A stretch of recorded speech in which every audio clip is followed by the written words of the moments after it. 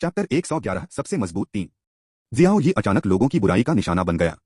वह आदमी सिर्फ 5 लेवल की कल्टीवेशन के साथ पैदाइशी है, लेकिन वह यंग मास्टर चांगफेंग और कई यंग मास्टर्स को हरा सकता है। यह सिर्फ इसलिए हो सकता है कि तुम्हारे पास कोई अंडरग्राउंड मार्शल स्किल हो। कुछ योद्धा आपस में बातें कर रहे थे और वे आगे बढ़ने वाले थे। मैंने सुना है कि जियाओ यी का कोई बैकग्राउंड और कोई असर नहीं है। भले ही हम इस योद्धा की बातें आगे नहीं बढ़ी, लेकिन सब समझ गए कि उसका क्या मतलब है। जियाओ यी ने भौहें चढ़ाई। वह जानता था कि मार्शल आर्टिस्ट के लिए एक मार्शल आर्टिस्ट कितना लुभावना होता है। हाँ हाँ हाँ हाँ, उसके बगल में गु चांगफेंग जीत की खुशी में हंसा। जियाओ यी, मुझे पता है कि मैं तुम्हारा विरोधी नहीं हूँ, लेकिन तो क्या मैं तुम्हें हरा नहीं सकता? क्या तुम इन हजारों योद्धाओं की घेराबंदी में जिंदा रह सकते हो? गु चांगफेंग अपनी साजिश में कामयाब होता दिख रहा था और उसे हजारों योद्धाओं की घेराबंदी में जियाओ यी के मरने का सीन दिख रहा था। क्या तुम्हें बहुत घमंड है? जियाओ यी ने उसे ठंडी नजरों से देखा। तो क्या हुआ? गु चांगफेंग ने मजाक उड़ाया। मैं यह देखने के लिए इंतजार नहीं कर सकता कि तुम कैसे कांपते हो। मुझे डर है कि तुम्हें इसे देखने का मौका नहीं मिला। जियाओ यी का चेहरा ठंडा हो गया और उसने अपनी गर्दन पकड़ ली। फिर वह आकृति चमकी और तुरंत गायब हो गई। हाँ, हजारों योद्धा अचानक परेशान हो गए। उसे भागने मत देना। हजारों योद्धाओं ने अचानक उसे घेर लिया और 100 मीटर के अंदर एक मक्खी भी नहीं उड़ सकी। अगले ही सेकंड जियाओ यी की आकृति दिखाई दी। वह भागा नहीं, बल्कि झाओ बुकुन के पास आ गया। तुम क्या करना चाहते हो? झाओ बुकुन अचानक चौंक गया और घबरा गया। जियाओ यी ने उससे और गु चांगफेंग से टोकन छीन लिए और उनके स्कोर लूट लिए। जब झाओ बुकुन ने देखा कि उसका स्कोर छीन लिया गया है, तो उसे अंदाजा हो गया कि जियाओ यी आगे क्या करना चाहता है। नहीं, मुझे मत मारो। झाओ बुकुन ने रहम की भीख मांगी, फूट फूट कर रोने का नाटक किया। वह अच्छी तरह जानता था कि जियाओ यी के हाथों में उसकी एक भी चाल नहीं चल सकती। जियाओ यी उसे मारना चाहता था, इसलिए यह आसान था।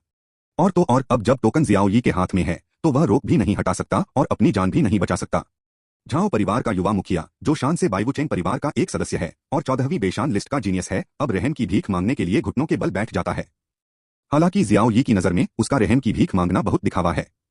इस समय गु चांगफेंग, जो जियाओ यी की गर्दन से लिपटा हुआ था, ने ठंडे स्वर में कहा, झाओ बुकुन, प्लीज वही करो जो वह करता है। उसकी हमें मारने की हिम्मत नहीं है।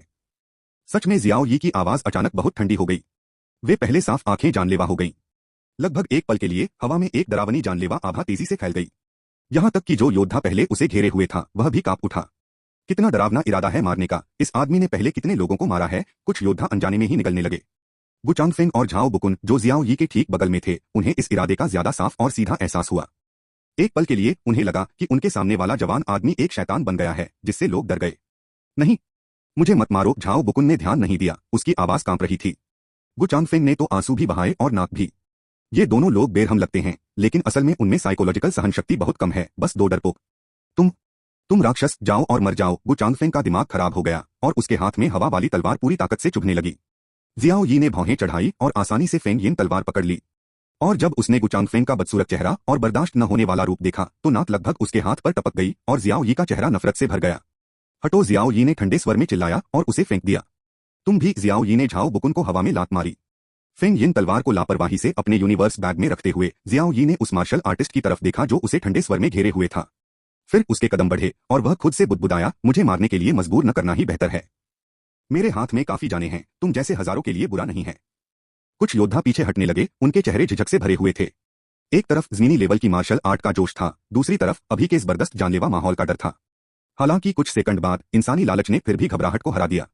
उसे भागने मत देना, एक योद्धा चिल्लाया और खड़ा हो गया। लोग ऐसे ही होते हैं, कोई लीड लेता है और तुरंत उनके पीछे हो लेता है। या तो अपने शरीर पर खजाना छोड़ दो या अपनी जान छोड़ दो, खुद चुन लो। हजारों योद्धाओं ने तुरंत अपनी तलवारें उठाईं और जियाओ यी की ओर इशारा किया। जियाओ यी रुका और धीरे से खुद से बुदबुदाया, तुम लोग, क्या तुम्हें मुझे मारने के लिए मजबूर करना है? जैसे ही उसने बोलना खत्म किया, उसने अपने कुछ बिखरे हुए कपड़े संभाले। जाहिर है वह पहले से ही खूनी था और वह सच होने वाला था। ठीक इसी समय भीड़ से 4 लोग दौड़े। मौत की तलाश में, जियाओ यी ने ठंडी आवाज में कहा। जब उसने देखा कि फोन में से एक लिन जिन था, उसकी आंखों में निराशा चमक उठी। लेकिन अगले ही सेकंड उसकी आंखों की निराशा तेजी से गायब हो गई। ऐसा इसलिए हुआ क्योंकि किन फेयांग, लिन जिन, टाई न्यू और लियू यानरान उसके पास आए और बिना किसी हिचकिचाहट के मुड़कर उसकी तरफ पीठ कर ली। उन्होंने असल में अपनी बेबस पीठ जियाओ यी को सौंप दी। यह बेमिसाल भरोसे को दिखाता है। तुम लोग! जियाओ यी मुस्कुराया और दिल से कोसा। उन चारों ने जियाओ यी की तरफ पीठ कर ली और उनके हथियार आसपास के हजारों योद्धाओं की तरफ ठंडे अंदाज में तान दिए। हाँ हाँ, लिन जिन भी हंसा और कोसा, कंजूस आदमी, क्या तुम्हें लगता है कि हम तुम्हारी मार्शल आर्ट भी छीनना चाहते हैं? जियाओ यी मुस्कुराया और बोला, मैंने इसके बारे में सोचा था, लेकिन मुझे लगता है कि तुम ऐसा नहीं करोगे। मैं भी हिचकिचाया था।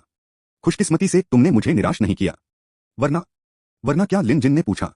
जियाओ यी हल्के से मुस्कुराई, नहीं तो अगर तुम तीनों भी ऐसे इंसान हो तो मैं पूरी दुनिया में निराश हो जाऊंगी। कमीने लिन जिन लगभग हंसे नहीं।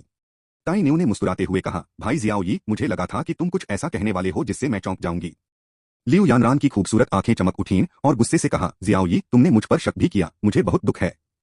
किन फेयांग ने अपने बाल झटक दिए और गर्व से कहा, यह नौजवान कैसा कैरेक्टर है जो तुम्हारी चीजों को खराब करेगा। कांटो, अगर तुम एक खूबसूरत औरत हो तो यह नौजवान एक। हाँ हाँ, सब एक साथ मुस्कुराए। ठीक है, जियाओ यी मुस्कुराई और बोली, तुम्हें इस मामले में पड़ने की जरूरत नहीं है। मैं तुम्हारा प्यार स्वीकार करता हूं और इसे यहीं मेरे ऊपर छोड़ दो। नहीं, तुम पहले जाओ, लिन जिन, ताई न्यू और लियू यानरान ने एक साथ कहा। आखिरकार तीनों ने एक दूसरे को देखा और एक ही समय में मुस्कुराए। तीनों को खुद पर पूरा भरोसा था, एक ही इंसान इन हजारों योद्धाओं से निपट सकता था। जियाओ ही मुस्कुराया। वह हमेशा से जानता था कि उन तीनों ने अपनी ताकत छिपाई थी, लेकिन उन्होंने एक दूसरे को नहीं देखा। चूंकि तुम जाना नहीं चाहते तो चलो खुशी खुशी उनसे लड़ते हैं, जियाओ यी ने चारों के साथ खड़े होकर हजारों योद्धाओं को ठंडी आंखों से देखते हुए कहा। किन फेयांग, अगर कोई दुर्घटना हुई तो सब तुरंत चले जाएंगे। मैं उन्हें रोकूंगा और तुम्हें सुरक्षित जाने दूंगा, जियाओ यी ने हुक्म दिया। इस समय हजारों योद्धाओं ने धीरे धीरे खुद को घेरना शुरू कर दिया और घेरा छोटा होता गया। क्या तुमने आखिरी बातें कबूल कर ली हैं? एक को मारना भी मारना है, 5 को मारना भी मारना है, कोई फर्क नहीं। 5 लोग 3000 के खिलाफ, यह अंदाजा लगाना मुश्किल नहीं है कि लड़ाई बहुत जोरदार होगी। हालांकि अगले ही पल हालात फिर से बदलने लगे। 3000 योद्धाओं में से दर्जनों या लगभग 100 लोग तेजी से बाहर निकले और जियाओ यी की तरफ आ गए। यह फॉइल, गोफर, गिद्ध और डेमन हंटर वांग हू की एक छोटी टीम है। ये वो दर्जनों छोटी टीमें थीं जिनसे जियाओ यी और दूसरों ने पहले पॉइंट्स लिए थे, लेकिन उन्हें छोड़ दिया और उन्हें हार मानने पर मजबूर नहीं किया।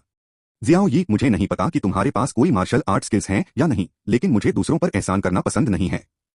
इस बार तुम्हें आधे महीने पहले किए अपने एहसान का बदला चुकाना चाहिए, फॉयल ने जलन से कहा। जियाओ यी, तुमने मुझे आधे महीने पहले जाने दिया था।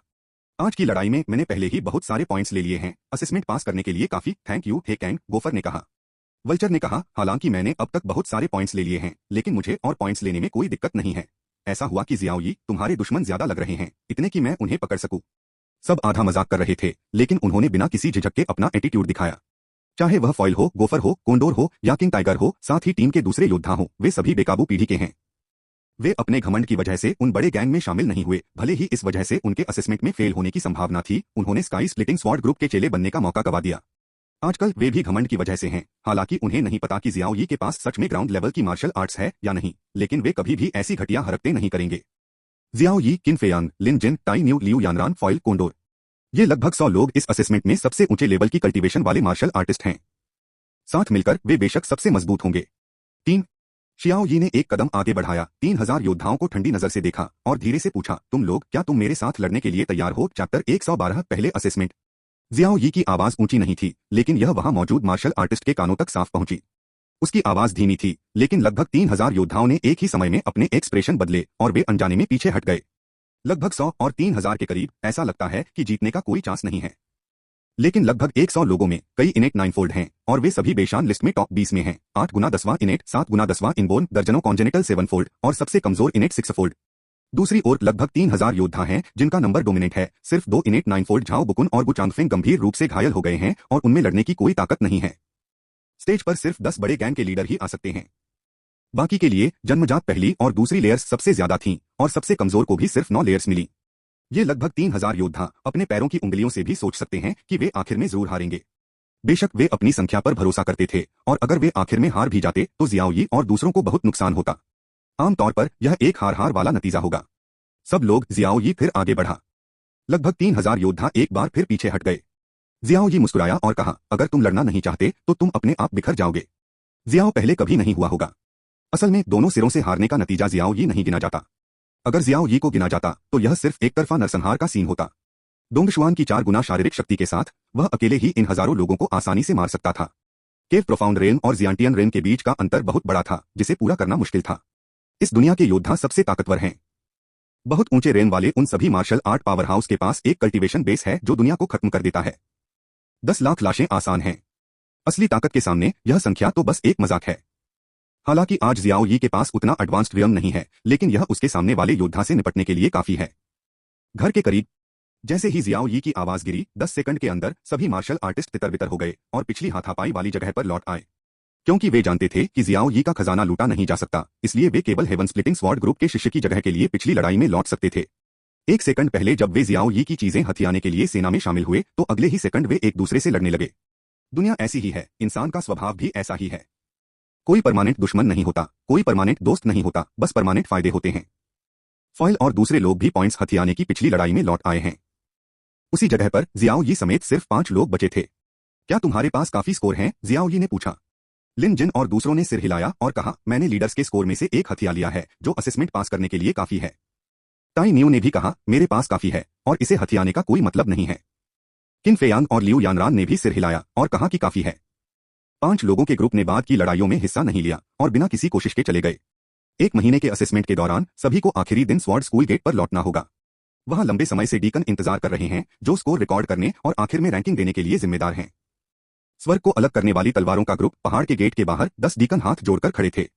एक तरफ 5 जियाओ यी हैं। वे सबसे पहले स्कोर रिकॉर्ड करने के लिए वापस आए हैं।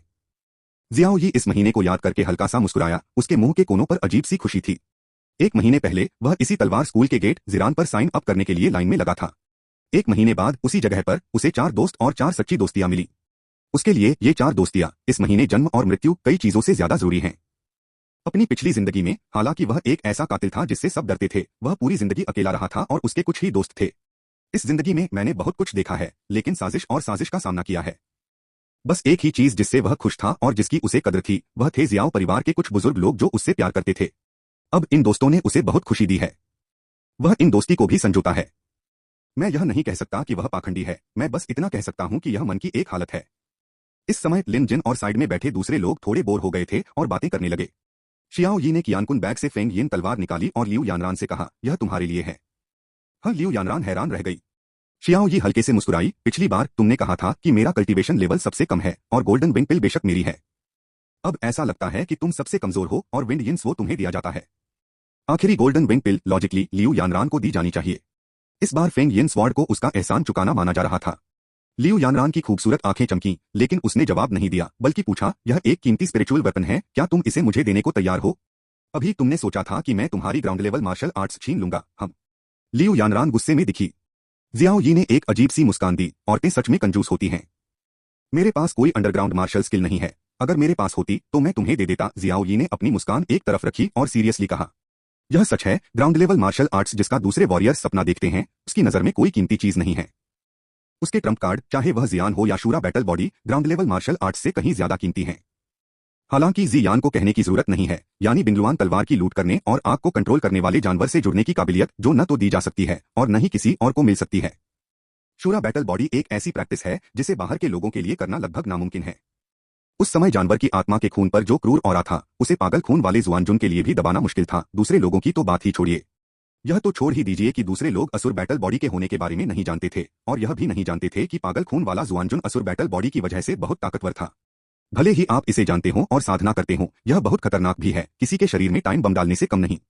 सिर्फ जियाओ यी, जिसके पास बिंगलुआन तलवार थी, ही उस क्रूर ऑरा को बिना किसी वजह के खत्म कर सकता था और उसकी साधना में कोई खतरा नहीं था। हम इस समय लियू यानरान ने नाक सिकोड़ते हुए कहा, तुम बात कर सकते हो। यह फेंग यिन तलवार, मुझे यह नहीं चाहिए। लियू यानरान ने अपनी भौहों के बीच खुशी दिखाई, लेकिन फेंग यिन तलवार के लिए कभी नहीं पूछा। नहीं, जियाओ यी हैरान रह गई।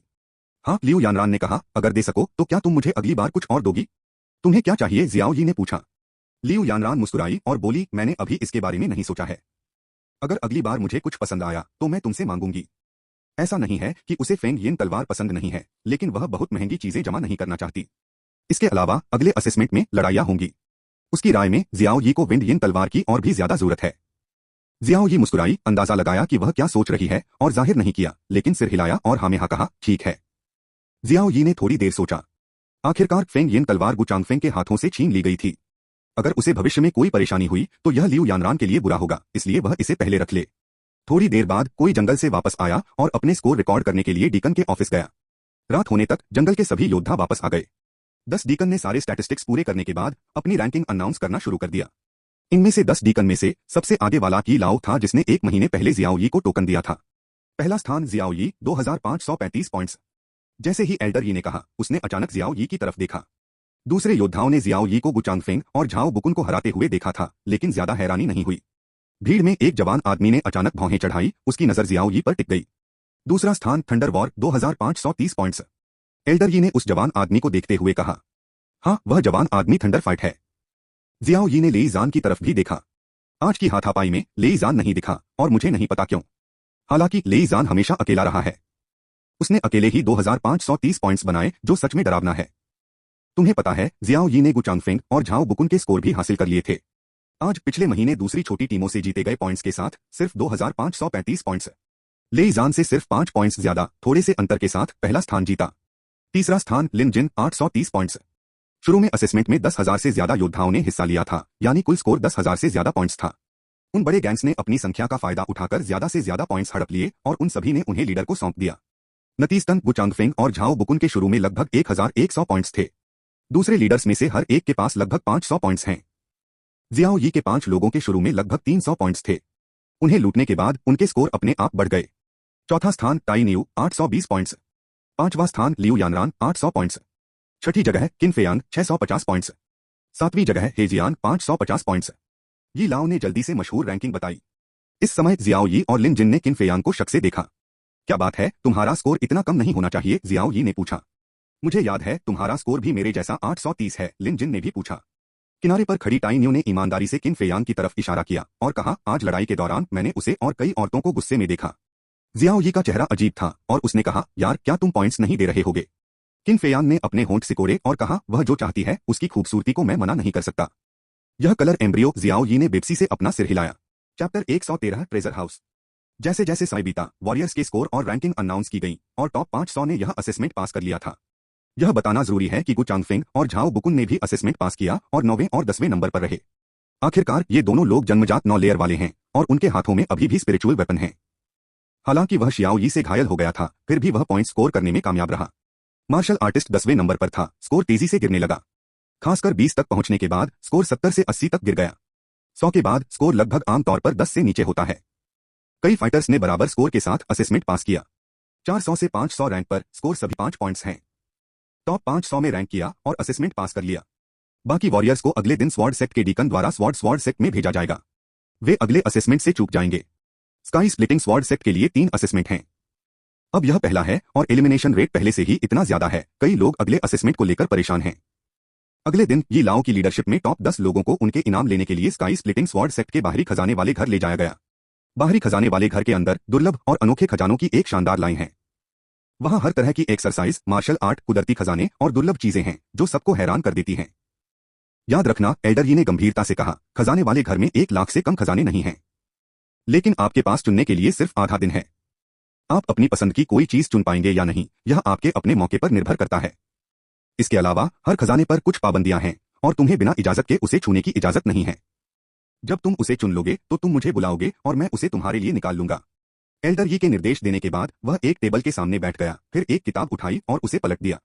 असेसमेंट में टॉप 10 के लिए पहला वाला अपनी मर्जी से 3 खजाने चुन सकता है, दूसरा और तीसरा 2 और 4 से 10 वाले 1।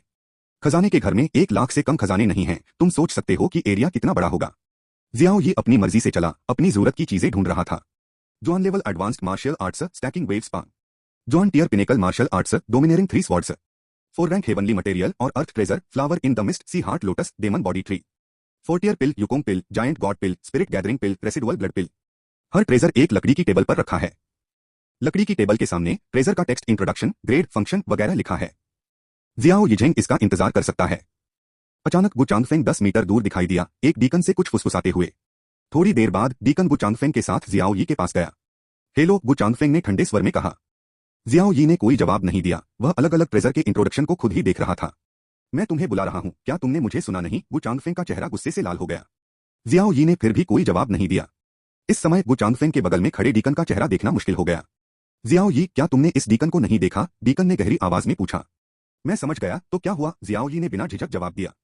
उसने इस डीकन को देखा तो था, लेकिन क्योंकि यह डीकन गु चांगफेंग के साथ आया था और गु चांगफेंग के साथ उसके बहुत अच्छे रिश्ते थे, इसलिए वह आने के लिए अच्छा नहीं था, इसलिए उसने इसे नजरअंदाज कर दिया। जियाओ यी, दिखावा मत करो, बस इस जवान आदमी की फेंग यिन तलवार लौटा दो, गु चांगफेंग ने ठंडे स्वर में कहा। तुम खुद को क्यों लौटाना चाहते हो? अब यह मेरी चीज है, जियाओ यी ने बिना पीछे देखे कहा। उसकी नजरें अभी भी लकड़ी के प्लेटफॉर्म पर रखे खजाने के इंट्रोडक्शन पर टिकी थीं। फेंग यिन तलवार मेरे गु परिवार की चीज है। यह तुम्हारी कब हो गई? गु चांगफेंग ने गुस्से से कहा। ओह, मैं समझ गया, तुमने अपनी जिंदगी में कभी स्पिरिट वेपन नहीं देखा।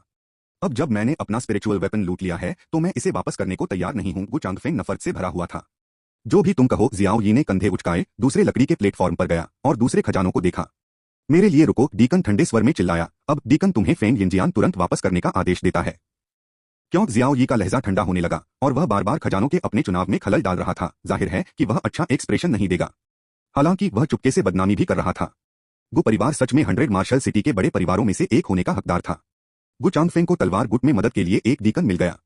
बात बस इतनी है कि यह डीकन सिर्फ डोंगजुआन का ट्रिपल कल्टीवेशन बेस है और वह असल में कोई ताकतवर इंसान नहीं है, इसलिए जियाओ यी को उसे मुंह दिखाने की जरूरत नहीं है। सिर्फ इसलिए कि मैं एक डीकन हूं और तुम कोई आम शिष्य भी नहीं हो, इकॉन रौबदार होकर चिल्लाया।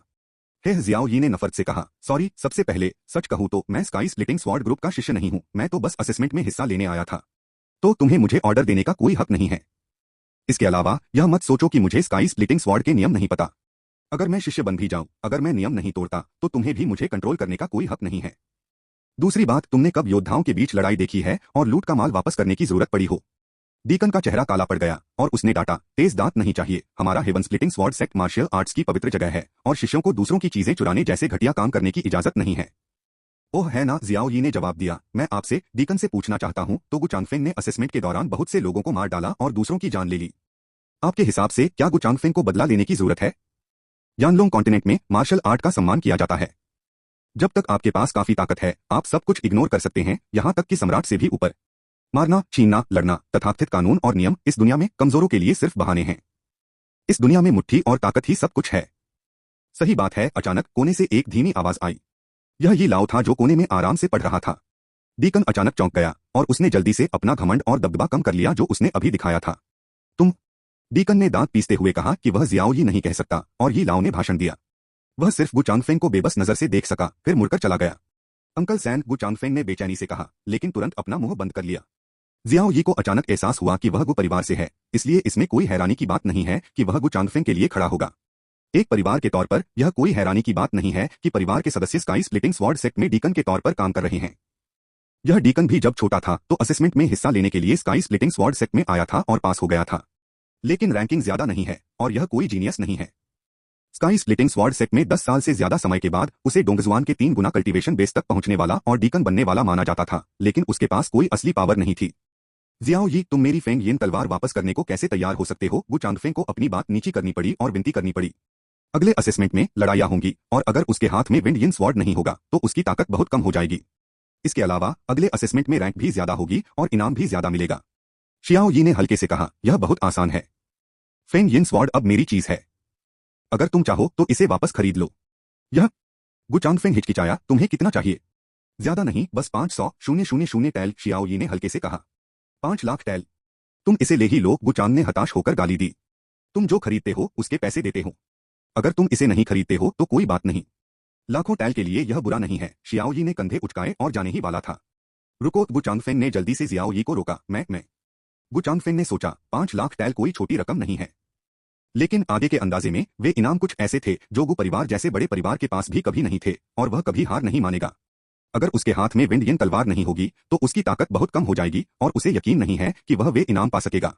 उन इनामों के बारे में सोचकर जिनसे वह बहुत लालची हो गया था, उसने अचानक सिर हिलाया। ठीक है, मैं तुमसे वादा करता हूं, लेकिन अब मेरे पास इतने पैसे नहीं हैं, गु चांगफेंग ने कहा। जियाओ यी का चेहरा ठंडा पड़ गया। अपना समय बर्बाद कर रहा हूं। उसके बाद वह मुड़ा और चला गया। रुको, गु चांगफेंग ने जल्दी से कहा, मेरे पास अब सिर्फ 3,50,000 टैल हैं। क्या बाकी चीजों को पूरा करने के लिए चीजों का इस्तेमाल करना मुमकिन है? ये 3,50,000 टैल उसे उसके पिता ने अगले कुछ सालों की साधना के लिए जरूरी ट्रेनिंग आइटम खरीदने के लिए दिए थे। यह सब एक ही बार में खत्म हो गया और उसका दिल खून से लथपथ था।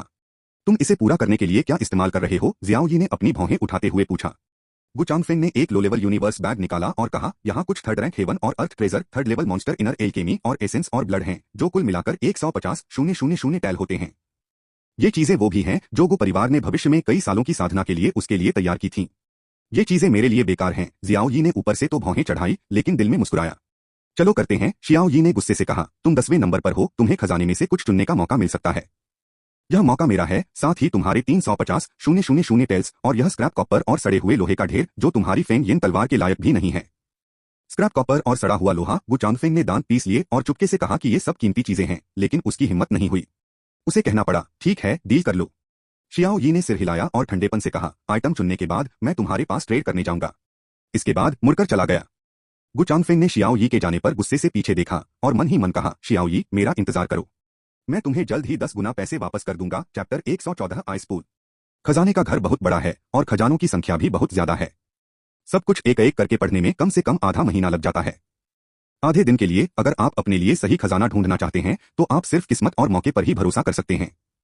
शियाओ यी ने जल्दी से खजानों को देखा। इस बीच उसे कई एडवांस्ड मार्शियल आर्ट्स मिले। शुआन लेवल इंटरमीडिएट तलवार स्किल्स 5 किताबें, शुआन लेवल हाई लेवल तलवार स्किल्स 3 किताबें, शुआनजी पिनेकल स्वॉर्ड टेक्निक की 2 कॉपी हैं, शुआनजी पिनेकल स्वॉर्ड टेक्निक की 1 कॉपी। अफसोस की बात है कि ये वो नहीं थे जो उसे चाहिए थे, इसलिए वह बिना किसी हिचकिचाहट के आगे बढ़ गया और खोजना जारी रखा। उसे सिर्फ 3 खजाने मिल सकते हैं और उसे ध्यान से चुनना होगा। तलवार की स्किल्स के मामले में उसके पास एक मिड लेवल मिस्टीरियस बेंगशान स्लैश है और अगर उसे उसी लेवल की दूसरी तलवार की स्किल्स चाहिए तो यह पूरी तरह से बेकार है और इसके उलट वह प्रैक्टिस करने में समय बर्बाद करेगा। दूसरे मार्शल आर्ट्स के मामले में उसके पास 100 तलवारें हैं, हालांकि यह सिर्फ एक लो लेवल जुआन लेवल है, लेकिन जब तक वह सबसे ऊंचे लेवल तक पहुंचता है, साथ ही उसकी अपनी fusion martial arts 100 fire blade का इंटीग्रेशन जुआन लेवल के पीक जितना ही पावरफुल है। इसलिए उसे प्रोफाउंड रैंक के पीक पर पाम और तलवार की स्किल्स की जरूरत नहीं थी। इसके बारे में सोचकर मुझे अब सबसे ज्यादा जरूरत प्रोफाउंड रैंक के पीक की तलवार की स्किल्स की है। मुझे नहीं पता कि वह बहुत लकी है, उसने जल्दी से हजारों खजाने निकाल लिए लेकिन कभी नहीं पाए। आधा दिन जल्दी बीत गया। ये लाओ जो टेबल पर पढ़ रहा था अचानक खड़ा हुआ और गहरी आवाज में पूछा, क्या तुमने उन सभी को चुन लिया है? खजाने चुनने के चक्कर में सब चुप थे और यह सुनकर वे सिर्फ अफसोस से सिर हिला सके। 10 में से 8 लोगों ने मार्शल आर्ट्स चुना है। उन्होंने जियाओ यी जितनी डिमांड नहीं की। जब तक वे प्रोफाउंड रैंक के सबसे अच्छे मार्शल आर्ट्स थे, वे सभी आकर्षक थे। बेशान काउंटी में कुछ ही बड़ी सेनाओं के पास ग्राउंड लेवल मार्शल आर्ट्स है। प्रोफाउंड रैंक के सबसे अच्छे मार्शल स्किल्स ज्यादातर योद्धाओं को खुश करने के लिए पहले से ही काफी थे। बाकी 2 जियाओ यी और गु चांगफेंग थे। गु चांगफेंग ने नहीं चुना, उसका मौका जियाओ यी को मिलना चाहिए। जियाओ यी का चेहरा उलझा हुआ था और बहुत देर तक वह लकड़ी के प्लेटफॉर्म पर किसी चीज की ओर इशारा करता रहा। वह मॉन्स्टर्स का खून था, सभी लेवल 4 के। यह सबसे अच्छी चीज है जो उसे इस समय मिल सकती है और उसके लिए सबसे सही चीज भी। दानव जानवर के खून की ये 4 बोतलें 4 सिर वाले डोंगक्सुआन 9 लेयर वाले दानव जानवर को मारकर निकाली गई थीं और इनमें बहुत ज्यादा ताकत थी। राक्षस जानवर का खून यी लाओ ने भौहें चढ़ाकर याद दिलाया, जियाओ यी, मुझे पता है कि तुम्हारी आत्मा स्वर्ग और पृथ्वी की आध्यात्मिक ऊर्जा को सोखने में बहुत धीमी है, इसलिए तुम साधना करने में भी बहुत धीमे हो। अपनी साधना की स्पीड बढ़ाने के लिए राक्षस का खून चुनना समझ में आता है, लेकिन यह रैंडम बोतल तुम्हारे लंबे समय तक इस्तेमाल करने के लिए काफी होगी, तुम्हें 3 बोतलों की जरूरत नहीं है। आमतौर पर राक्षस के खून के सिर्फ 2 इस्तेमाल होते हैं। एक का इस्तेमाल फार्मासिस्ट दवा का इंट्रोडक्शन या दवा का सामान बनाने के लिए करते हैं। एक आम योद्धाओं के प्रैक्टिस करने के लिए होता है, जिसका इस्तेमाल दवा वाले नहाने के लिए किया जाता है। राक्षस जानवर के खून में राक्षस जानवर की ताकत होती है, लेकिन मार्शल आर्टिस्ट ने इसे लेने की हिम्मत नहीं की, इसलिए वह इसे सिर्फ पानी में मिलाकर पतला कर सकता था और दवा वाले नहाने के जरिए इसे छिपे हुए रूप में सोख सकता था। आमतौर पर एक बड़े बाथटब से मॉन्स्टर के खून की एक बूंद एक योद्धा के लिए कुछ दिनों की प्रैक्टिस के लिए काफी होती है। कल्टीवेशन की स्पीड नॉर्मल स्पीड से कई गुना तेज होती है। मॉन्स्टर का खून पाने वाले लगभग सभी दूसरे योद्धाओं का इस्तेमाल कल्टीवेशन की स्पीड बढ़ाने के लिए किया जाता था। साफ है यी लाओ को गलतफहमी हुई थी। उसने सोचा कि जियो यी की मार्शल आर्ट स्पिरिट एक फायर कंट्रोल बीस्ट है और उसकी कल्टीवेशन की स्पीड बहुत धीमी थी, इसलिए उसे अपनी कल्टीवेशन की स्पीड सुधारने के लिए मॉन्स्टर बीस्ट के खून की जरूरत थी। जियो यी ने अपना सिर हिलाया और कहा, जी यी लाओ ने याद दिलाया, लेकिन मैं मॉन्स्टर के खून की ये 3 बोतलें चुनूंगा। बूढ़े यी ने सिर हिलाया, वह और जियो यी रिश्तेदार नहीं थे, बस एक आम याद दिलाने के लिए थे और कुछ और नहीं कहा। तुम्हारे पास एक और मौका है, तुम क्या चुनना चाहते हो? यी लाओ ने पूछा। यह मौका स्वाभाविक रूप से गु चांगफेंग का था, लेकिन अब यह जियो यी का है। 3 फायर पपेट बॉल्स, जियो यी ने गंभीरता से कहा। यह बाहरी खजाने की जगह की सबसे कीमती चीजों में से एक है। यह सब स्पिरिचुअल आर्टिफैक्ट से जुड़ा है, कीमती होने के मामले में यह सिर्फ स्पिरिचुअल आर्टिफैक्ट के बाद दूसरे नंबर पर है। इसे अल्केमिस्ट ने आसमानी चीजों, कीमती अयस्कों और अजीब टेक्निक से बनाया है, जिससे यह बहुत मुश्किल हो जाता है। तीसरा, यह क्वांटिटी और लेवल को दिखाता है, आग एट्रीब्यूट को दिखाती है। 3 fire puppet balls 3 flame puppet हैं, जिनके अंदर 9 जन्मजात ताकतें होती हैं। लड़ाई के दौरान 3 फ्लेम पपेट को अपने लिए लड़ने के लिए छोड़ा जा सकता है। अफवाह है कि हेवन स्प्लिटिंग स्वॉर्ड के एल्डर स्कूल मेडिसिन हॉल ने 4 पानी वाली कठपुतली बॉल को भी बेहतर बनाया है, जो बहुत पावरफुल है। 4 पानी वाली कठपुतली बॉल एक कठपुतली है जिसमें 4 सिर वाले छेद होते हैं और अंदर पानी की 9 लेयर होती हैं। घर के पास 3 आग वाली कठपुतली बॉल, क्योंकि यह एक सब स्पिरिचुअल हथियार है, इसमें पावर होती है। एक बार जब 3 फ्लेम पपेट रिलीज हो जाते हैं, लड़ाई में मारे जाते हैं या एनर्जी खत्म हो जाती है, तो वे अपने आप खत्म हो जाएंगी और उनका वजूद खत्म हो जाएगा। 3 आग वाली कठपुतली बॉल पूरी तरह से एक खाली शेल बन जाएगी।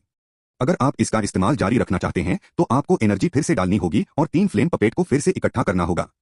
फ्लेम पपेट की ताकत एनर्जी इंजेक्ट करने वाले मार्शल आर्टिस्ट के कल्चर बेस से तय होती है। हालांकि 3 फायर पपेट बॉल की एनर्जी एंड्योरेंस लिमिटेड है, ज्यादा से ज्यादा यह डोंगक्सुआन की पहली लेयर तक ही पहुंच सकती है। जियाओ यी ने सोचा, अगर वह इसमें पर्पल फ्लेम इंजेक्ट करता है तो ये 3 फ्लेम पपेट जरूर डोंगक्सुआन की आधी स्टेप ताकत बन जाएंगे। जब वह भविष्य में बाहर लड़ेगा तो वह खुद की भी बहुत मदद कर सकता है। 3 फायर पपेट बॉल्स, ओल्ड यी ने सिर हिलाया और कहा, तुम लकी हो, लेकिन तुम्हें यह चीज मिल गई। आखिरकार यी लाओ ने एक एक करके सबके लिए रोक के अंदर के खजाने निकाल लिए। ठीक है, एल्डर यी ने 10 लोगों को देखा और गहरी आवाज में कहा, अब तुम्हें असेसमेंट के पहले राउंड के इनाम मिल चुके हैं। इसके बाद मैं तुम्हें आइस पूल में ले जाऊंगा। तुम 7 दिनों तक आइस पूल में रहोगे। घावों के भरने कल्टीवेशन के लिए तैयार रहना। 7 दिनों के बाद असेसमेंट का दूसरा राउंड शुरू होगा। आखिरकार एल्डर यी 10 लोगों के साथ बाहरी खजाने वाले घर से निकल गए। बाहर बाकी 490 योद्धा पहले से ही इंतजार कर रहे थे। यी लाओ के नेतृत्व में 500 लोग बहुत ताकतवर पीछे पहाड़ पर बने बर्फ के तालाब पर आए। ठंडा बर्फ का तालाब पूरे बेशान काउंटी में मशहूर है और शियाओ यी ने भी इसके बारे में सुना है।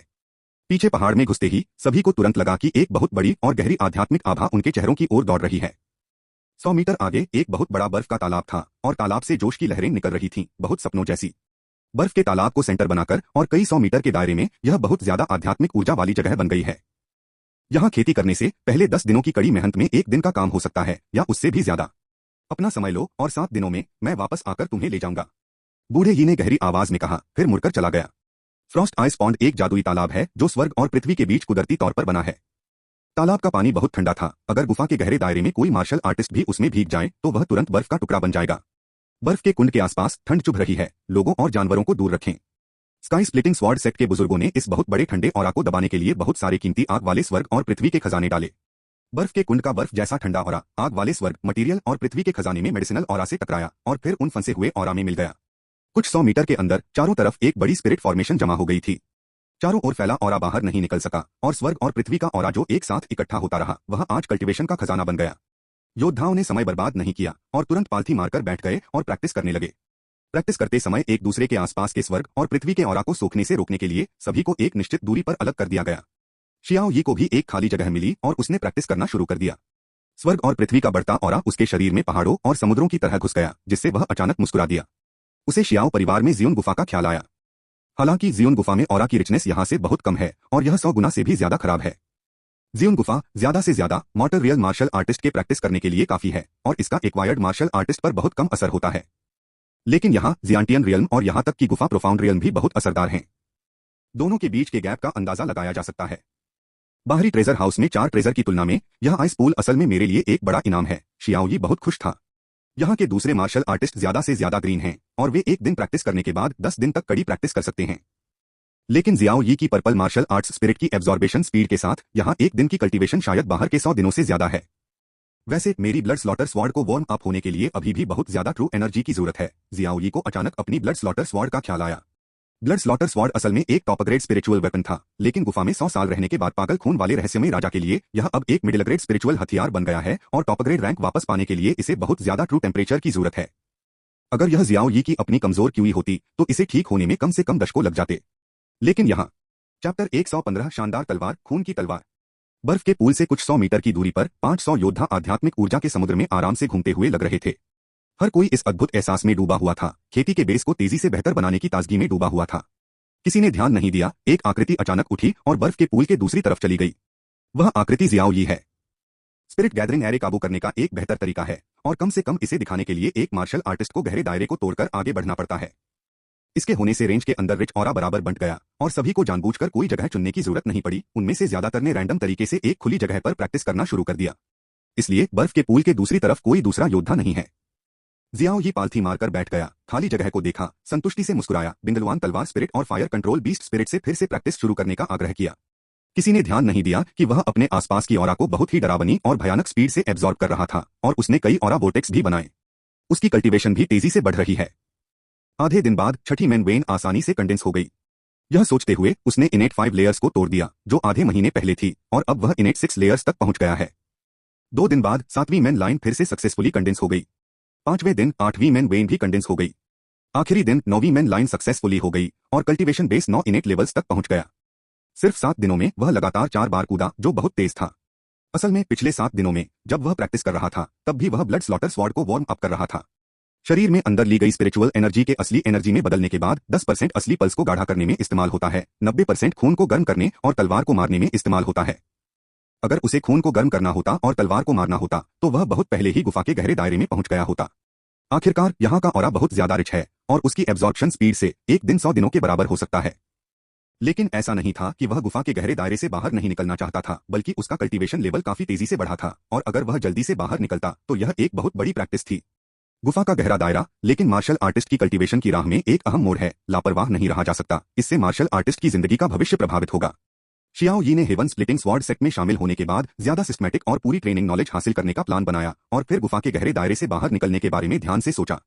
इसके अलावा जियाओ यी को ऐसा नहीं लगा कि उसने गलत चुनाव किया है, क्योंकि इन 7 दिनों की कड़ी मेहनत के बाद ब्लड स्लॉटर स्वॉर्ड वापस अपर ग्रेड पोजीशन पर आ गई है। अगर आप यहाँ के असर का फायदा नहीं उठाते हैं, अगर आप टॉप ग्रेड पर वापस जाना चाहते हैं, तो आपको नहीं पता कि इसमें कितना समय लगेगा। एक हाई ग्रेड स्पिरिचुअल हथियार, जन्मजात नॉलेयर वाला योद्धा इसे पकड़ता है, जो गुफा के गहरे दायरे वाले योद्धा से मुकाबला करने के लिए काफी है। शुरुआत में जब उसे घंटी के खिलाफ कोई चिंता नहीं थी, तो वह बस लो ग्रेड स्पिरिट हथियार के फ्लेम ग्लव्स का इस्तेमाल कर रहा था, जो पहले से ही बहुत मजबूत था। अब हाई ग्रेड स्पिरिट हथियार हैं और लड़ाई की ताकत का अंदाजा लगाया जा सकता है। पूरे बेशान काउंटी में मुझे डर है कि मुझे कुछ हाई ग्रेड स्पिरिचुअल हथियार नहीं मिल रहे हैं। 7 दिन बीत जाने के बाद यी लाओ वापस आया और उन सभी को जगाया जो अभी भी साधना में डूबे हुए थे। सब जाग गए थे। पहले उन्होंने नाखुशी दिखाई, फिर उनके चेहरे पर खुशी थी। मैंने जियांटियन 9 लेयर्स को तोड़ दिया है। किन फेयांग जियाओ यी के पास आया और शेखी बघारते हुए कहा। कट डेस्परेट लिन जिन भी पास आया, आंखें घुमाई और कहा, मैंने भी कल्टीवेशन का पहला लेवल तोड़ दिया है और इनेट के 8वें लेवल पर पहुंच गया हूं।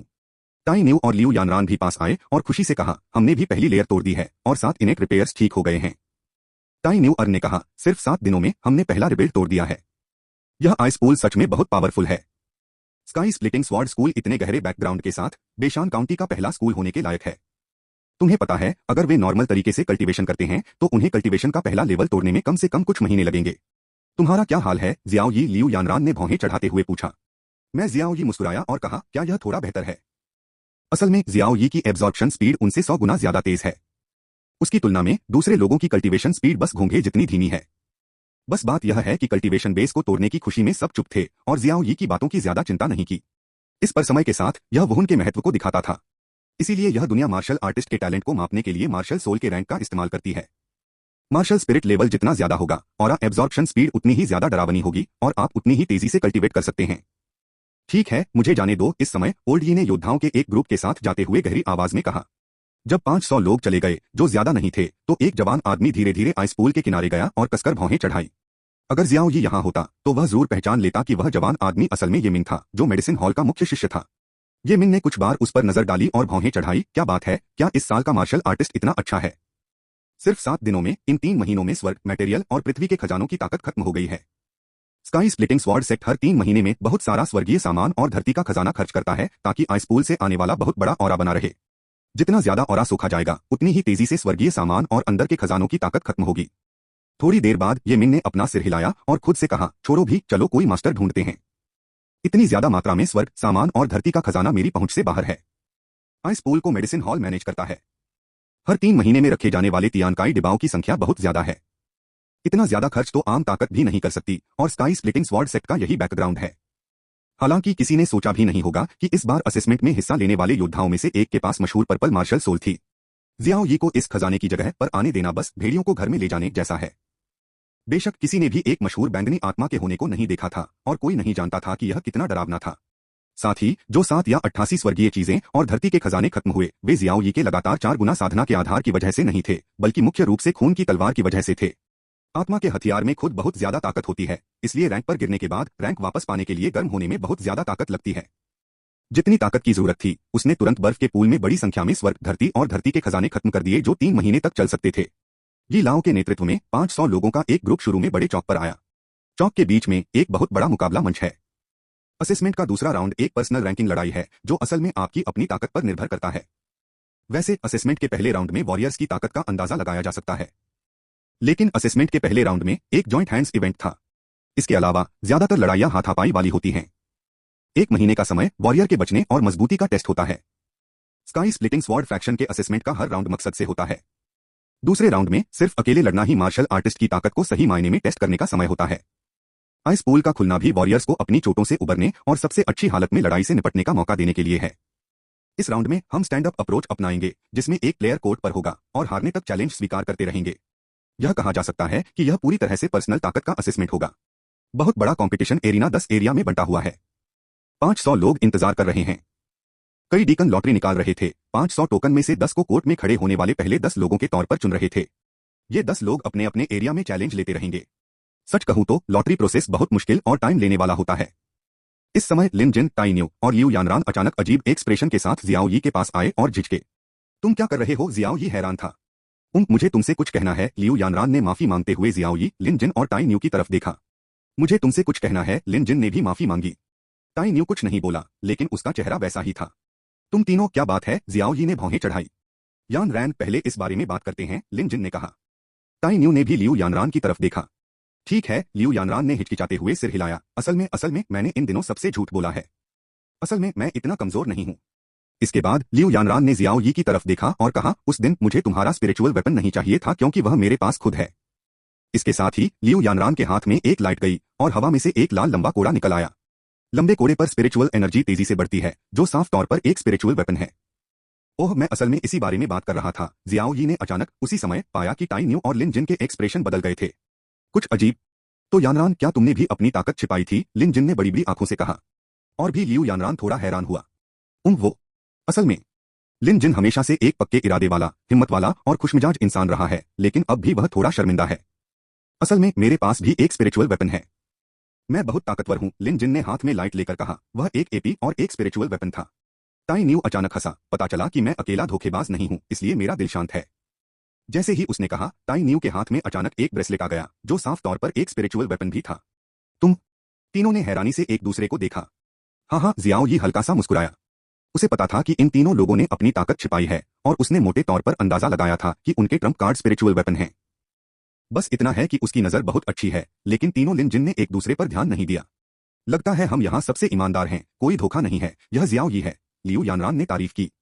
बाकी दो लोग भी धोखा दे रहे हैं, इसलिए मैं इस बारे में बात नहीं करूंगी, लिू यानरान ने गेट से कहा। जहां तक जियाओ यी की बात है, सॉरी, मैं जानबूझकर तुम्हें छिपाना नहीं चाहती थी। बस इतना है कि हेवनली स्प्लिटिंग स्वॉर्ड सेक्ट में आने से पहले मेरे परिवार के बड़ों ने सिखाया था कि स्पिरिट वेपन आसानी से नहीं निकालने चाहिए। आखिरकार लोगों के दिल का अंदाजा नहीं लगाया जा सकता। तुम यह भी जानते हो कि योद्धाओं के लिए स्पिरिट वेपन कितने आकर्षक होते हैं। लिू यानरान ने कहा और जल्दी से कहा, बेशक मेरा मतलब यह नहीं था कि तुम मेरे स्पिरिचुअल वेपन का लालच करोगी। यह तुम्हारे बारे में नहीं है। लिू यानरान ने लिन जिन और ताई न्यू की तरफ देखा। मैं बस नहीं चाहता। मैं समझता हूं तुम्हारा क्या मतलब है। जियाओ यी मुस्कुराया और बीच में ही टोक दिया। बस समझ गया। लिू यानरान ने राहत की सांस ली। मैं हमारी दोस्ती को बहुत महत्व देता हूं। मुझे डर है कि यह किसी स्पिरिचुअल वेपन की वजह से हो। मैं सच में समझता हूं, चिंता मत करो, जियाओ यी ने अपना सिर छूते हुए कहा, यह दिखाते हुए कि इससे कोई फर्क नहीं पड़ता। बेशक वह समझ गया था कि लिू यानरान के स्पिरिचुअल वेपन को छिपाने का कारण वही था जब उसने यह गलत समझा था कि वे तीनों अपनी ही ग्राउंड लेवल मार्शल आर्ट्स को बर्बाद करने जा रहे हैं। यह दुर्लभ और सच्ची दोस्ती एक दूसरे को बहुत प्रिय है, और मैं इसे बाहरी चीजों की वजह से खोना नहीं चाहता। इस भावना की निराशा का स्वाद चखने का डर। लिन जिन और ताई न्यू भी इसी कारण से हैं। असेसमेंट के पहले राउंड में उन्होंने सोचा था कि अगर वे असेसमेंट पास कर लेते हैं तो उन्हें अपना बेस्ट देने की जरूरत नहीं है, लेकिन अब इंडिविजुअल रैंकिंग बैटल को पूरी तरह से डेवलप करना होगा। वे अपनी सारी ताकतें छिपाने में नाकाम होने वाले थे, इसलिए उन्होंने इस समय एक एक करके उन्हें बता दिया। हालांकि उन्हें अपनी ही छिपाई हुई बातों की वजह से एक दूसरे को गलत समझने का डर था, इसलिए वे झिझक रहे थे और शर्मिंदा थे। इस बारे में बात करते हुए वे चारों 16, 7 और 8 साल के हैं, जिंदगी की सबसे रोमांचक उम्र में, और वे इन इमोशंस को बहुत संभाल कर रखते हैं। लिन जिन और ताई न्यू ने भी इसी वजह से इस बारे में बात की। उसी समय उन्होंने जियाओ यी को गेट से देखा और कहा, भाई जियाओ यी, तुम एक ईमानदार इंसान हो। सॉरी। जियाओ यी मुस्कुराया और कहा कि इससे कोई फर्क नहीं पड़ता, आखिर वह असल में सबसे कम ईमानदार था। इस समय किन फेयांग अचानक आया और हैरानी से बोला, ओह, तुम लोगों ने इस एक्सप्रेशन के साथ कुछ गलत क्यों किया? सबने उसे खाली नजर से देखा। इस आदमी ने शुरू से ही दूसरी तरफ की कुछ महिलाओं से बातचीत की थी और अच्छी बातचीत हुई थी, बस अब वह वापस आया है। Chapter 116 lightning hammer. जियाओ यी, हुफेंग, लियू कोडा, जी बुफान, वूजी वगैरह 10 लोग तैयार हो जाओ, 10 मिनट बाद प्लेटफॉर्म पर खड़े हो जाओ। अचानक लॉटरी निकालने वाले रेफरी ने ड्रॉ खत्म किया और जोर से कहा, असेसमेंट का दूसरा राउंड, पर्सनल रैंकिंग बैटल। 500 लोगों में से 10 लोगों को सबसे पहले खड़े होकर चैलेंज स्वीकार करने के लिए चुना गया। अगर आप जीतते हैं तो आप पूरी तरह से लड़ेंगे, अगर आप हारते हैं तो आप पीछे हट जाएंगे और जीतने वाले से आपकी जगह ले लेंगे। बैटल के आखिर तक जिन 10 स्टैंड अप को किसी ने चैलेंज करने की हिम्मत नहीं की, वे इस असेसमेंट राउंड में टॉप 10 थे। 11 से 500 की रैंकिंग उन डीकन द्वारा स्कोर की जाएगी जिन्होंने बैटल देखा और रैंकिंग दी। अगर आप खुश नहीं हैं तो आप ऊंची रैंकिंग वाले वॉरियर को चैलेंज कर सकते हैं, जीत सकते हैं, रैंकिंग बदल सकते हैं, हार सकते हैं, और ओरिजिनल रैंकिंग बनाए रख सकते हैं। टॉप 300 लोग असेसमेंट पास कर चुके हैं। दूसरे शब्दों में 200 लोग फेल हो जाएंगे और स्काई स्प्लिटिंग स्वॉर्ड सेक्ट में जाने का मौका खो देंगे। और जो 500 लोग 10,000 से ज्यादा लोगों में से अलग दिख सकते हैं और असेसमेंट के दूसरे राउंड में आ सकते हैं, वे सभी जीनियस हैं जिनका कल्टिवेशन बेस और रेपुटेशन अच्छा है, वे सभी बहुत अच्छे हैं। असेसमेंट का यह राउंड जीनियस लोगों के बीच एक गेम और लड़ाई होगी, यह बहुत इंटेंस और थ्रिलिंग से भरा होना तय है। असेसमेंट का यह राउंड सिर्फ अपनी काबिलियत और ताकत पर निर्भर कर सकता है, किसी चाल पर नहीं। असेसमेंट पास करने के लिए ताकत और मुट्ठी ही एकमात्र क्राइटेरिया है। जियाओ यी, तुम बहुत लकी हो कि तुम्हें स्टेज पर खड़े होने के लिए प्लेटफॉर्म पर खींचा गया। लियू यानरान थोड़ी परेशान थी। मैदान में लीड लो और जमीन पर खड़े रहो। जाहिर है कमजोर लोगों को ज्यादा कुछ कहने की जरूरत नहीं है, और अगर वे हार जाते हैं तो हार जाते हैं। लेकिन सबसे मजबूत खिलाड़ी एक एक करके ज्यादा लोगों के चैलेंज से निपटेगा जब तक आप हार नहीं जाते। अगर आप हार भी जाते हैं तो भी आपके पास बारी बारी से दूसरों को चैलेंज करने का मौका होता है, लेकिन आगे बहुत सारी लड़ाइयों से निपटने से आप थक जाएंगे और पीछे की लड़ाइयों के लिए थोड़ा नुकसानदायक होगा। मोमेंटम के मामले में वह दूसरों से भी दब गया था, जिससे बाद की लड़ाई के परफॉर्मेंस पर असर पड़ सकता था। लेकिन चूंकि वह ड्रॉ हो गया था, इसलिए कोई दूसरा रास्ता नहीं था। इससे कोई फर्क नहीं पड़ता। जियाओ यी ने कंधे उचकाए। एक फाइट तो फाइट होती है और 10 गेम भी फाइट ही होते हैं। अगर आप जल्दी लड़ते हैं तो आपको हमेशा लड़ना ही होगा। हाँ, लियू यानरान ने सिर हिलाया और हंसी। जब तक आपके पास काफी ताकत है, इससे कोई फर्क नहीं पड़ता कि आप जल्दी खेलते हैं। नहीं, लिन जिन ने अचानक अपना चेहरा बदला और नाक सिकोड़ी। हाँ, सब लोग थोड़े हैरान रह गए। भाई जियाओ यी, तुम बड़ी मुसीबत में हो, लिन जिन ने गहरी आवाज में कहा। कैसे? जियाओ यी हैरान था। क्या तुम ले जान को भूल गए? लिन जिन ने कहा। मैं गारंटी दे सकता हूं कि अगर तुम कोर्ट में खड़े हुए तो वह आदमी तुम्हें जल्द से जल्द स्टेज पर चैलेंज करेगा। ओह, मुझे याद नहीं कि मैंने उसके साथ कोई दावत की थी, जियाओ यी ने हैरान होकर कहा। लिन जिन ने अपना सिर हिलाया। उसके चेहरे पर गंभीरता थी। मैंने ईस्टर्न डेसोलेशन के 18वें शहर में प्रैक्टिस की है और मैं उसके कैरेक्टर को बहुत अच्छी तरह जानता हूं। यह आदमी भी खुला और ईमानदार माना जाता है, लेकिन जैसा कि नाम से पता चलता है, उसकी आंखों में सिर्फ एक शब्द है, वॉर। यह कैरेक्टर बहुत चिड़चिड़ा और बहुत अग्रेसिव है। तुमने उसे पिछले राउंड में पहले लूटा था और सिर्फ 5 पॉइंट से हराया था। अपने लड़ाकू कैरेक्टर से वह तुम्हें पहली बार में ही जरूर ढूंढ लेगा। कट, किन फेयान ने कहा। तुम्हें किस बात का डर है? जैसा कि जियाओ यी ने अभी कहा, देरसवेर तुम मिलोगे और इससे कोई फर्क नहीं पड़ता कि तुम पहले मिलते हो। नहीं, लिन जिन ने तुरंत कहा। मैंने कहा, लेई जान का नेचर बहुत चिड़चिड़ा है। जो लोग उससे लड़ते हैं वे या तो मर जाते हैं या घायल हो जाते हैं, मरे या विकलांग नहीं होते। अगर जियाओ यी पहली लड़ाई हार गया और गंभीर रूप से घायल हो गया तो वह भविष्य में कैसे लड़ सकता है? अगर तुम टॉप 300 रैंकिंग में नहीं आ पाए तो असेसमेंट का यह राउंड खत्म हो जाएगा। क्या? सबका चेहरा अचानक बदल गया। तो क्या करें? लियू यानरान ने बेचैनी से कहा। अगर असेसमेंट का यह राउंड फेल हो गया तो जियाओ यी स्काई स्प्लिटिंग स्वॉर्ड सेट में जाने की क्वालिफिकेशन खो देगा। पहले घबराओ मत। लिन जिन ने थोड़ी देर सोचा और कहा, जब मैं बाद में चैलेंज करना शुरू करूंगा तो मैं थंडर से एक कदम आगे रहने की कोशिश करूंगा और पहले जियाओ यी को चैलेंज करूंगा। जियाओ यी, तुम हारने का नाटक करो, पहले कोर्ट से बाहर जाओ और फिर अपने पीछे खड़े दूसरों को चैलेंज करो। किन फेयान ने यह भी कहा। इस तरह मैं बाद में ली जान से बात करूंगा और उसे पकड़ लूंगा। लिन जिन, तुम जल्द से जल्द जियाओ यी को चैलेंज करोगे। ठीक है, लिन जिन ने सिर हिलाया। तुम्हारे घिनौने लोगों के लेवल पर थंडर वॉर मुझसे पहले स्टेज पर होना चाहिए। नमस्ते। जियाओ यी ने हाथ हिलाया और कहा, तुम्हें मुझ पर इतना भरोसा नहीं है? शायद मैंने ली जान को हरा दिया। चलो, लिन जिन ने गंभीर भाव से कहा। जहां तक मुझे पता है, ली जान असल में 9 इनेट कल्टीवेशन बेस है। वह पहले ही आइस पूल में गुफा में आधा कदम आगे बढ़ चुका है। तुम उसके विरोधी कैसे हो सकते हो, ओनेट? जियाओ यी मुस्कुराया, बस समझाने ही वाला था। अचानक टाई न्यू ने कहा, कुछ गड़बड़ है। क्या बात है? जियाओ यी ने टाई न्यू को देखा और पाया कि वह दूर बीकन पर लॉटरी टोकन देख रहा था। उन लॉटरी टोकन में कोई प्रॉब्लम है? टाई न्यू वेंग ने कहा। जियाओ यी, तुम्हारे डिजिटल टोकन में तैरती हुई घास की महक आ रही है। तैरती हुई घास? जियाओ यी चौंक गया। यह कुछ ऐसा है जो सांस पर निशान बनाता है, रंगहीन, स्वादहीन और बिना किसी निशान के। ज्यादातर मॉन्स्टर्स को ट्रैक करने के लिए, मॉन्स्टर्स का शिकार करने के लिए इस्तेमाल किया जाता है। एक बार लग जाने के बाद इसे मिटाना बहुत मुश्किल होता है और यह अपने आप गायब हो जाता है, जिससे बाहरी लोगों के लिए इसे खोजना मुश्किल हो जाता है। सिर्फ रिलीजर ही इसकी खास सांस को ढूंढ और महसूस कर सकता है। ऐसा लगता है कि यह हिसाब किताब से किया गया है। जियाओ यी का चेहरा देखना मुश्किल हो गया। वे डीकन जो लॉटरी निकालने के इंचार्ज हैं, वे तुम्हें टारगेट कर रहे हैं, टाई न्यू वेंग ने कहा। हालांकि 500 टोकन खराब हो गए थे, लेकिन तुम्हारा टोकन तैरती हुई घास से सना हुआ था और उसे तुरंत निकाल लिया गया, लिन जिन ने ठंडे स्वर में कहा।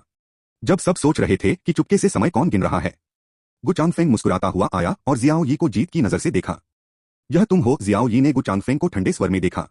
गु चांगफेंग जीत की नजर से मुस्कुराया। जियाओ यी, मेरे बेटे की चांदी और चीजें उठाना इतना आसान नहीं है, इसलिए अगर उसे अच्छी तरह पता होगा तो वह उन्हें वापस कर देगा। 7 दिन पहले उसने जियाओ यी के हाथों में मौजूद घटिया स्पिरिट वेपन विंड यिन स्वॉर्ड के बदले 3,50,000 टेल और कुछ मॉन्स्टर इनर एल्केमी और एसेंस और खून का इस्तेमाल किया था।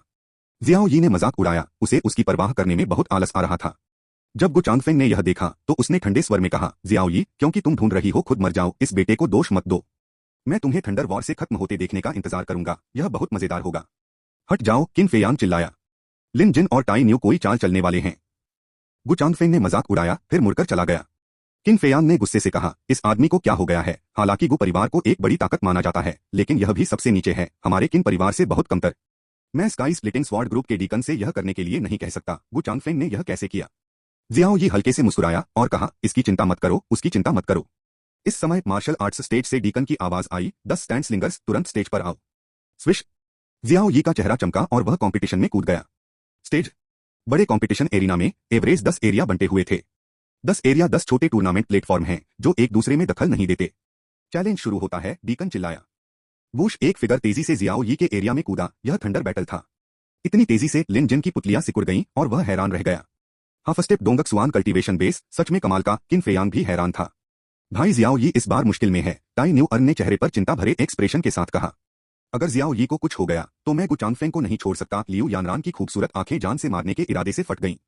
10 एरिया में से बाकी 9 हिले नहीं और नीचे के दूसरे वॉरियर्स चुपके से सोच रहे थे कि चैलेंज करना है या नहीं। सिर्फ जियाओ यी के इस एरिया में शुरू से ही चैलेंजर थे और यह एक थंडर वॉर था जिसने तुरंत सबका ध्यान खींचा। ध्यान दो। कंपटीशन स्टेज पर लेई जान ने जियाओ यी को ठंडी नजरों से देखा। जियाओ यी भी लेई जान को देख रहा था, उसे देख रहा था। लेई जान ऐसा लगता है कि वह लगभग 18 साल का है, लेकिन उसकी मजबूत मसल्स और तेज आंखें सब उसे बहुत मजबूत आदमी लगते हैं। जियाओ यी है ना, लेई जान पहले बोला। तुम्हें पता है मैं 7 दिन पहले जंगल में हाथापाई में क्यों नहीं दिखा? जियाओ यी ने अपना सिर हिलाया। लेई जान ने ठंडे स्वर में कहा, क्योंकि उस दिन मुझे एक मार्शल स्किल में ब्रेक थ्रू मिला था और मैं एक एपिफेनी में चला गया था। असेसमेंट के आखिरी राउंड में तुमने पहला स्थान जीता था। आज मैं देखना चाहता हूं कि क्या तुमने सच में मुझसे ऊपर रैंक पाने की क्वालिफिकेशन है और क्या तुमने मुझे उस मार्शल स्किल का इस्तेमाल करने के लिए मजबूर करने की काबिलियत है। जियाओ यी हल्का सा मुस्कुराया। लेई जान, एक्शन लो। इस इलाके से तुम ही नीचे जाओगे। बहुत ज्यादा, लेई जान चिल्लाया और उसके हाथ की लाइट हिली। Thunder light hammer. Lightning hammer उसकी मार्शल सोल थी, ग्रीन पिनेकल ग्रेड जिसमें भयानक अटैक पावर थी। चैप्टर 117। हाँ। लेई जान ने लीड ली। एक जीनियस डेमन हंटर के तौर पर जिसकी ईस्ट डेसोलेट 18th सिटी में हर कोई तारीफ करता था, उसके हाथों अनगिनत मॉन्स्टर मारे गए, अनगिनत दूसरे जीनियस वॉरियर्स उसके हाथों हार गए थे। वह हारा नहीं था, बस स्काई स्प्लिटिंग स्वॉर्ड फैक्शन के असेसमेंट के पहले राउंड में वह जियाओ यी से सिर्फ 5 पॉइंट्स के फर्क से एक जगह नीचे था। Boom boom boom. मैंने देखा कि उसके हाथ में थंडर हैमर हवा में उछला और हैमर से अनगिनत गरज और बिजली निकली, बहुत जोरदार। गरज और बिजली गिरी नहीं थी, बस एक साथ इकट्ठी हो गई थी, जिससे आसपास की जमीन फट गई थी और आग लग गई थी। चमकदार नीली रोशनी ने दूसरे वॉरियर्स को लगभग अपनी आंखें खोलने में मुश्किल कर दी थी। जाओ, लेई जान ने अपना हाथ हिलाया और अनगिनत गरज और बिजली ने जियाओ यी पर तूफान की तरह हमला किया। अगले ही पल अनगिनत बिजली जियाओ यी को निगल गई। हम मर जाओ, लेई जान ने मजाक उड़ाया। वह बस जियाओ यी को तुरंत हराना चाहता था ताकि यह साबित हो सके कि वह पहला है। मेरी गरज और बिजली के नीचे तुम्हारा खत्म होना तुम्हारे लिए सम्मान की बात है। लेई जान को अपने हमले पर पूरा भरोसा था। नीचे योद्धाओं का एक ग्रुप हैरान रह गया, इतना मजबूत। थंडर लाइट हैमर अपने आप में एक बहुत ही आक्रामक मार्शल सोल है। इसे लेई जान के हाफ स्टेप डोंग जुआन कल्टीवेशन बेस के साथ बजाया जाता है और 9 इनेट लेयर्स सिर्फ कुछ सेकंड में मार सकती हैं। तो जियाओ यी असेसमेंट के आखिरी राउंड में पहला, मुझे डर है कि वह मर जाएगा। योद्धाओं ने बहुत बातें की। जियाओ यी, लिन जिन और दूसरों ने कहा। अचानक कंपटीशन स्टेज पर एक हल्की आवाज आई, गायब। जैसे ही आवाज गिरी, जियाओ यी को घेरने वाली बिजली तुरंत गायब हो गई। हक, लेई जान ने अपनी आंखें सिकोड़ लीं। गरज और बिजली गायब हो गई, जिससे जियाओ यी का फिगर दिखने लगा। हवा में तलवारों की लड़ियों की परतें कई फीट तक उसके शरीर को घेरे हुए थीं, जिससे बिजली की चमक आसानी से कम हो गई। कुछ स्किल्स, लेई जान ने तारीफ की। लेकिन तुम्हारे शरीर के चारों ओर तलवारबाजी को देखते हुए यह एक मार्शल स्किल होनी चाहिए और यह गहरे लेवल से ऊपर की मार्शल स्किल या तलवार स्किल है। लेकिन मैंने अभी तक मार्शल आर्ट का इस्तेमाल नहीं किया है। अभी जो गरज और बिजली चमक रही है वह तो बस एक वार्म अप है। एक बार जब मैं मार्शल आर्ट का इस्तेमाल करूंगा। बकवास मत करो, जियाओ यी ने उसे बीच में टोका और उसी समय लिन जिन और अपने नीचे दूसरों को देखा और उनके चेहरों पर चिंता देखी। जियाओ यी दिल से मुस्कुराया और कहा, आजकल कुछ अजीब लोग हैं जो मेरे बारे में परेशान हैं। हालांकि मुझे लगता है कि वे परेशान हैं, लेकिन मुझे सबसे ज्यादा चिंता करना पसंद नहीं है। तो लेई जान, अगर तुम्हारी किस्मत अच्छी नहीं रही तो मैं लड़ाई तुरंत खत्म कर दूंगा। धीमी आवाज में यह जियाओ यी का लिन जिन और चारों को चिढ़ाना था। यह भी इशारा कर रहा था कि उन्हें चिंता करने की जरूरत नहीं है। लेकिन ये शब्द लेई जान के कानों में सुनाई दिए, लेकिन वे खुली नफरत थे। जियाओ यी, मैं चाहता हूं कि तुम मर जाओ, लेई जान ने चेहरे पर जानलेवा इरादे से चिल्लाया। थंडरस्टॉर्म। थंडरस्टॉर्म जुआन लेवल का advanced martial arts. Thunder attribute martial spirit का इस्तेमाल करते हुए यह बहुत हिंसक है और इसकी ताकत general profound rank pinnacle martial arts से कुछ पॉइंट ज्यादा है। हम जियाओ यी डरा नहीं और उसने कहा, थाम लॉन्ग। अचानक जियाओ यी का मोमेंटम बहुत बढ़ गया। शिंगलोंग के बढ़ने के साथ 9 इनेट लेयर्स का कल्टीवेशन बेस हालांकि गुफा की गहराई तक नहीं पहुंच पाया, लेकिन यह गुफा की गहराई से आधा कदम आगे निकल गया। जब तेज तूफान आया तो उसने बस हल्का सा मुक्का मारा और तूफान तुरंत गायब हो गया। अब मेरी बारी है। जियाओ यी तुरंत लेई जान की ओर बढ़ा। इतनी तेजी से लेई डोंग हैरान रह गया और चिल्लाया, गरज पहाड़ की तरह बढ़ रही है। गर्जने वाला पहाड़ जुआन लेवल का एडवांस्ड मार्शल आर्ट एक बहुत मजबूत डिफेंस फोर्स है। लेई जान के शरीर को ढकने वाली बिजली और बिजली के कवच की एक परत बहुत खास लग रही थी। हालांकि जब उसे जियाओ यी की मुट्ठी लगी, क्लिक क्लिक क्लिक, बिजली और बिजली का कवच एक पल में टूट गया। फिर जियाओ यी की मुट्ठी ने लेई जान को बिना गिराए उड़ा दिया। एक धमाके के साथ बिजली और बिजली सीधे हवा में गिर गई। पफ लेई जान के खड़े होने के बाद उसने मुंह भर खून उगल दिया, उसका चेहरा पीला पड़ गया। यह इतना ताकतवर कैसे हो सकता है? लेई जान को यकीन नहीं हुआ। मोमेंटम गुफा के गहरे दायरे के करीब है और ताकत मेरी मार्शल आर्ट से कहीं ज्यादा है, यह कैसे हो सकता है? लेई जान ने दांत पीस लिए। तुम हारने वाले हो, जियाओ यी ने हल्के से कहा और उसका चेहरा फिर से गायब हो गया। नहीं, नामुमकिन, लेई जान दहाड़ा। ईस्टर्न वीरानी के 18वें शहर में मेरे हाथों कितने बेरहम लोग मारे गए, बेशान लिस्ट में मशहूर कितने जीनियस मेरे थंडर लाइट हैमर से नफरत करते हैं। जियाओ यी, तुम बस एक अनजान बच्चे हो और तुम्हें मुझे हराने का हक है। 3000 लेई जान दहाड़ा, उसका चेहरा अचानक पागल हो गया। एक काली गड़गड़ाहट और बिजली चमकी। पतली हवा में जैसे खाली जगह में एक लंबी बिजली कड़कती है और पीले झरने में एक गहरी बिजली कड़कती है। अजीब चीजों के बीच लोगों को कमजोर करने की भयानक ताकत के साथ 3000 थंडर देवता असल में प्रोफाउंड स्टेज के सबसे अच्छे मार्शल आर्ट थे। 7 दिन पहले थंडर बैटल ने इस मार्शल आर्ट को तोड़ दिया और इसे बड़ी कामयाबी तक बेहतर बनाया। अब इस ट्रिक की ताकत पक्का टेरिटोरियल मार्शल आर्ट की कैटेगरी में पहुंच गई है। नीचे योद्धाओं का एक ग्रुप इस रोमांचक लड़ाई से अट्रैक्ट हुआ लग रहा था और वे दूसरे दिग्गजों को चैलेंज करना पूरी तरह से भूल गए। कितना मजबूत थंडर है, यह थंडर वॉर सच में एक मॉन्स्टर है। मुझे लगता है कि अगर इस थंडर शाह ने मुझे छू लिया तो मैं मर जाऊंगा। फिर जियाओ यी, इस बार मुझे डर है कि यह बहुत बुरा होगा। दूसरे योद्धाओं ने बहुत बातें की। लिन जिन भी हैरान दिखे। खैर, लेई जान की मार्शल स्किल, मुझे डर है कि गुफा के गहरे दायरे के मार्शल आर्टिस्ट को भी रोकना मुश्किल होगा। काका ताई न्यू की मुट्ठियां चटकी और धरती हिला देने वाली दिव्य गाय का भूत जमने ही वाला था। लियू यानरान के हाथ में स्पिरिट वेपन अचानक से प्रकट हुआ और उसकी आंखों में मारने का इरादा हल्का सा था। मैं जियाओ यी को बचा लूंगा, अपनी स्पीड से किन फेयांग नक्काशी को पलटने ही वाला था। जल्दबाजी मत करो, लिन जिन चिल्लाया और उन तीनों को रोक दिया। यह एक असेसमेंट है और जियाओ यी की अपनी लड़ाई है। हम इसमें दखल नहीं दे सकते, लिन जिन ने गंभीरता से कहा। इसके अलावा हम लेई जान के विरोधी नहीं हैं। वे गर्जने वाली बुरी आत्माएं गुफा के नीचे की हर चीज को पाउडर में बदलने के लिए काफी हैं। कंपटीशन स्टेज पर लेई जान के 3000 लेईशा इकट्ठा होते रहे। ऐसा लगता है कि यह उसका मना किया हुआ कदम था। उसने इसे छोड़ दिया और वह खुद बहुत दबाव में था। जाहिर है लेईशा ताकतवर तो है, लेकिन उसे भी बैकलैश का खतरा है। धीरे धीरे जब वह लगभग प्रेशर नहीं झेल पाया तो उसका चेहरा बहुत पीला पड़ गया और लेईशा भी बहुत ताकतवर हो गया। एक मुट्ठी बाइजे का एक ताकतवर हाथ अचानक हवा में प्रकट हुआ। शियाओ यी इस तरह लेई जान के ठीक सामने खड़ा हुआ, तलवारों के झुंड से ढका हुआ और लेई जान को एक मुक्का मारा। एक बूम के साथ लेईशा आसानी से तितर-बितर हो गया। लेई जान, इतने लंबे समय से तुम्हारा इंतजार कर रहा था, बस तुम्हें तुम्हारी ताकत से बाहर करना चाहता हूं और तुम्हें तुम्हारी हार का यकीन दिलाना चाहता हूं। अब मैं तुम पर इसलिए हमला कर रहा हूं क्योंकि मैं नहीं चाहता कि तुम्हें और बैकलैश झेलना पड़े। तुम्हारे लिए अभी और लड़ाइयां बाकी हैं। ताकतवर लोगों की इज्जत होनी चाहिए, उन्हें सही रैंक भी मिलनी चाहिए। शियाओ यी ने हल्के से कहा और एक मुक्का मारा। लेई जान की अविश्वसनीय नजरों के सामने उसने उसे एक मुक्के से कंपटीशन स्टेज पर गिरा दिया। पफ लेई जान ने मुंह भर खून उगला और नीचे खड़े रहने के बाद उसने पूरे चेहरे से जियाओ यी को देखा। अगले ही पल उसने अपनी मुट्ठियां भींच लीं और कहा, थैंक यू, लेकिन एक दिन मैं तुम्हें खुद हरा दूंगा। उसके बाद लेई जान मुड़ा और चला गया और अपनी चोटों से ठीक होने के लिए कोने में बैठ गया। दूसरी तरफ लिन जिन और दूसरों की आंखें चौड़ी हो गईं। जियाओ यी जीत गया और थंडर वॉर जीत लिया, लिन जिन ने हैरानी से कहा। अच्छा आदमी, मैं कुछ काबिलियत के साथ किन फेयांग का टीममेट बनने का हकदार हूं, किन फेयांग ने जीतते हुए कहा। जियाओ यी बहुत ताकतवर है। लियू यानरान की खूबसूरत आंखें खुशी से चमक उठीं। ताई न्यू ने अपना सिर हिलाया और कुछ नहीं कहा। मार्शल आर्ट्स स्टेज पर जियाओ यी ने चारों को देखकर हल्का सा मुस्कुराया और कहा कि उसे चिंता करने की जरूरत नहीं है। काफी देर बाद उसने अपनी मुस्कान हटाई और दूर लेई जान को देखा जो अपनी चोटों से ठीक हो रहा था। उसका चेहरा गंभीर हो गया। अभी की लड़ाई आसान लग रही थी, लेकिन वह अच्छी तरह जानता था कि अभी लेई जान की लड़ने की ताकत कितनी भयानक थी। भले ही उसके पास 9 इनेट लेयर्स हों, एसेंशन ड्रैगन का इस्तेमाल करने के बाद उसकी कल्टीवेशन डोंगक स्वान के आधे कदम से कहीं ज्यादा है। उसके शरीर की असली एनर्जी लेई जान से कहीं ज्यादा है। हालांकि लेई जान के पास अभी जो मार्शल स्किल थी वह निश्चित रूप से खुद को पूरी तरह से गाली देने के लिए काफी थी, जिसने केवल ट्रू क्यूई और किंगफेंग जियांगन का इस्तेमाल किया था। यह एक शक्तिशाली मार्शल आर्ट का फायदा है। जब कल्टीवेशन बेस एक जैसा होता है या अंतर बहुत बड़ा नहीं होता है तो मजबूत मार्शल स्किल वाली पार्टी निश्चित रूप से हावी होगी और आसानी से जीत भी जाएगी। आखिर में लेईशा को एक मुक्के से मारने और लेई जान को नीचे गिराने के लिए शारीरिक ताकत पर निर्भर रहना पड़ा। लेकिन किंगफेंग स्वॉर्ड गैंग अभी मुट्ठी से एक कवर की तरह जुड़ा हुआ था जो घनी तलवार की एनर्जी से ढका हुआ था। इस बात की चिंता मत करो कि तुम्हारी फिजिकल ताकत दूसरों को पता चल जाएगी। दूसरे तो बस यही सोचेंगे कि उसने कुछ पावरफुल मार्शल आर्ट्स का इस्तेमाल किया है, जैसे कि काल्पनिक ग्राउंड लेवल मार्शल आर्ट्स। कुछ मिनट बाद योद्धाओं के एक ग्रुप ने अभी जियाओ यी और ली जान के बीच हुई भयंकर लड़ाई से रिएक्ट किया और दूसरे स्टेट्स को चैलेंज करना शुरू कर दिया। जहां तक जियाओ यी के एरिया की बात है, लेई जान की हार के बाद से किसी ने भी इसे फिर से चैलेंज करने की हिम्मत नहीं की। चैप्टर 118 तीनों की असली ताकत।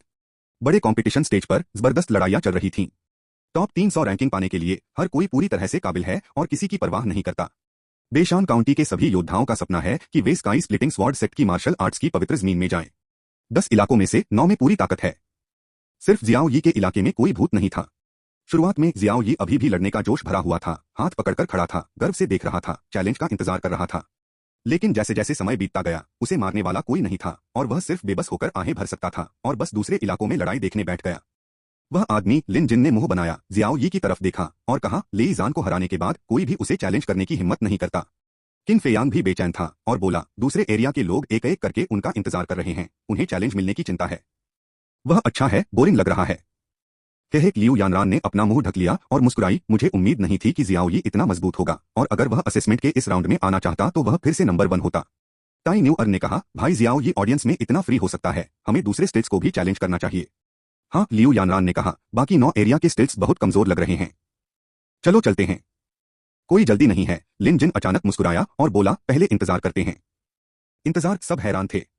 हे लिन जिनजियान 2 बार हंसा और धीमी आवाज में कुछ कहा। जब लिन जिन ने ऐसा कहा तो सबके एक्सप्रेशन थोड़े अजीब हो गए। किन फेयांग मुस्कुराया और बोला, लिन जिन, मुझे अचानक पता चला कि तुम सच में एक बिच हो। लियू यानरान भी चुपके से मुस्कुराया, लिन जिन, मुझे उम्मीद नहीं थी कि तुम इतने बुरे होगे।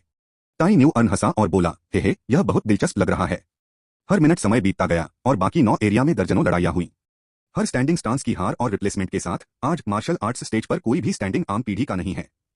फॉयल हे कैन और दूसरे लोग स्टैंड अप बन गए हैं।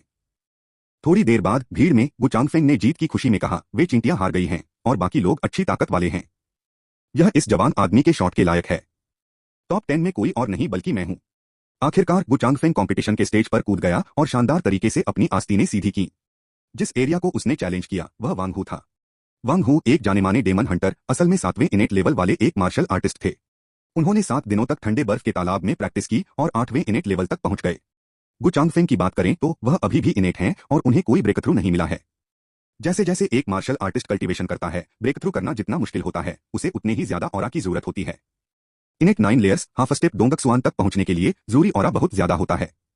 लेई जान इसलिए ब्रेक थ्रू कर पाया क्योंकि वह टैलेंटेड था और उसे इनेट की 9वीं लेयर में आए हुए काफी समय हो गया था, इसलिए वह ठंडे बर्फ के तालाब में 7 दिनों की कल्टीवेशन के बाद गुफा की गहराई में सिर्फ आधा स्टेप ही ब्रेक थ्रू कर पाया। हालांकि गु चांगफेंग का कल्टीवेशन बेस लेई जान के मुकाबले बहुत कम मजबूत था और उसका टैलेंट लेई जान जितना अच्छा नहीं था और वह ब्रेक थ्रू नहीं कर पाया। घर के पास मार्शल आर्ट्स स्टेज पर गु चांगफेंग ने वांग हू को नफरत से देखा और कहा, अकेले नीचे जाओ, यह जवान आदमी तुम्हें गोली मारने से नफरत करता है। हालांकि वह अभी भी सिर्फ इनेट की 9 लेयर्स था, वह हाफ स्टेप डोंगजुआन तक नहीं पहुंचा। लेकिन उसकी राय में वांग हू को हरा पाना आसान है। वांग हू ने अपने हाथ ऊपर किए और कहा, मास्टर चांगफेंग, मुझे लगता है कि मैं आप जितना अच्छा नहीं हूं, लेकिन मैं फिर भी कुछ सीखना चाहता हूं। मैं खुद को रोक नहीं पा रहा हूं, गु चांगफेंग ने नफरत से कहा। लड़ाई तुरंत शुरू हो गई, लेकिन आखिर में कोई सस्पेंस नहीं था। गु चांगफेंग ने फेंग यिन तलवार पकड़े हुए एक ही बार में वांग हू को बुरी तरह घायल कर दिया और कंपटीशन स्टेज से उड़ गया। तुम? वांग हू ने कुछ घूंट खून थूका, साफ तौर पर गंभीर रूप से घायल। कमीने फॉयल ने वांग हू को पकड़ा और गु चांगफेंग को बेरुखी से देखा। गु चांगफेंग, तुम्हें इतना भारी कदम क्यों उठाना पड़ा? वांग हू बुरी तरह घायल है, वह आगे के कंपटीशन का सामना कैसे कर पाएगा? हम? गु चांगफेंग ने बेरुखी से कहा, सिर्फ एक चींटी, इस बेटे का क्या करना है? तुम? फॉयल गुस्से से मुड़ा। गु चांगफेंग ने इसे नजरअंदाज किया और नफरत से स्टेज पर खड़ा हो गया। उसकी राय में कोई भी उसे चैलेंज करने की हिम्मत नहीं करेगा। वह टॉप 10 रैंकिंग में था। लेकिन अगले ही सेकंड एक आदमी अचानक कंपटीशन के प्लेटफॉर्म पर कूद पड़ा। गु चांगफेंग, मैं तुमसे थोड़ी देर के लिए मिलूंगा। वह आदमी ठंडी आवाज में चिल्लाया, वह लिन जिन था। तुम? हम? गु चांगफेंग ने नफरत से कहा, सिर्फ 8 गुना जन्मजात मरने की बेकार कोशिश में मुझे चैलेंज करने की कोशिश कर रहा है। लिन जिन, सावधान, वांग हू ने जोर से याद दिलाया, गु चांगफेंग का दिल बहुत क्रूर है। अगर तुम सीरियसली घायल हो गए तो बाद में लड़ना मुश्किल होगा। लिन जिन ने जोर से कहा, याद दिलाने के लिए शुक्रिया, लेकिन गु चांगफेंग और मुझे अभी भी 2 अकाउंट सेटल करने हैं। सेटलमेंट? गु चांगफेंग ने मजाक उड़ाया, सिर्फ तुम मेरे बेटे के सामने ये 2 शब्द कहने की हिम्मत कर सकते हो। लिन जिन ने ठंडे स्वर में कहा, गु चांगफेंग ले लो। दोनों में तुरंत लड़ाई हुई। दूसरी तरफ जियाओ यी ने त्योरियां चढ़ाई। लिन जिन में सिर्फ 8 गुना जन्मजात शक्ति है। यह कहना मुश्किल है कि वह गु चांगफेंग को हरा पाएगा या नहीं। उसी समय उसने अपनी बाहों से एक गोली निकाली, अपनी उंगली हिलाई और वांग हू के बगल में फेंक दी। यह सैनपिन पिनेकल पिल है, लाइफ पिल, जियाओ यी ने हल्के से कहा। वांग हू ने इसे लिया और चौंक गया, लाइफ पिल? इसे तीसरी क्लास की पवित्र दवा के रूप में जाना जाता है। कीमत कम नहीं है। भाई जियाओ यी, वांग हू के पास अभी कोई बदला नहीं है, लेकिन भविष्य में अगर उसे जरूरत पड़ी तो मैं कभी मना नहीं करूंगा। वांग हू ने शुक्रिया अदा किया और दूर खड़े जियाओ यी को हाथ झुकाकर प्रणाम किया। जियाओ यी ने सिर हिलाया, कुछ नहीं बोला और लिन जिन और गु चांगफेंग के बीच की लड़ाई को देखा। कुछ मिनटों के बाद उसका चेहरा अचानक अजीब हो गया, क्योंकि दोनों के बीच की लड़ाई में गु चांगफेंग पूरी तरह से हवा के सामने था। नहीं, यह अब हार नहीं थी, बस पूरी तरह से कुचला जा रहा था। गु चांगफेंग, क्या तुम्हें याद है कि तुमने आधे महीने से ज्यादा पहले मुझे क्या चोट पहुंचाई थी? लिन जिन ने ठंडे स्वर में कहा। आज मैंने जियाओ यी का फिर से हिसाब लगाया है। नई नफरत और पुरानी नफरत, मैं इसे तुम्हारे साथ भूल जाऊंगा। लिन जिन के हाथ में एक ताकतवर तलवार और एक रूहानी हथियार था। जमीन फट गई और हवा मुड़ गई। गु चांगफेंग भी फेंग यिन तलवार पकड़े हुए था, एक गियर के लिए संघर्ष कर रहा था, लेकिन सीधे हवा में वार किया गया। पफ, गु चांगफेंग ने मुंह भर खून थूका, फिर उसके कपड़े फट गए और वह बहुत शर्मिंदा हुआ। यह इतना मजबूत है, जाहिर है कि तुम्हारे पास जन्मजात क्षमता की सिर्फ 8 लेयर हैं, तुम्हारे पास इतनी लड़ने की ताकत कैसे हो सकती है? गु चांगफेंग को यकीन नहीं हुआ। हम कुएं के नीचे वाला मेंढक, लिन जिन ने नफरत से कहा, अपने गु परिवार को कुछ मत समझो, तुम नहीं जानते, बहुत सी चीजें हैं जो तुम नहीं समझते। दूसरी तरफ जियाओ यी ने उसे ध्यान से देखा, उसका चेहरा अचानक बदल गया। वह स्वाभाविक रूप से देख सकता था कि क्या हो रहा है। लिन जिन ने गु चांगफेंग को पूरी तरह से कुचलने का कारण पूरी तरह से वुहुन था। प्रॉफिट आयरन हैवी नाइफ एक खास हथियार है जो प्रॉफिट आयरन डालकर लगातार ग्रेविटी और पावर बढ़ा सकता है। एक मार्शल सोल के तौर पर, जब तक लिन जिन लगातार सच्ची एनर्जी इंजेक्ट करता है, यह प्रॉफिट आयरन को इंजेक्ट करने के बराबर है।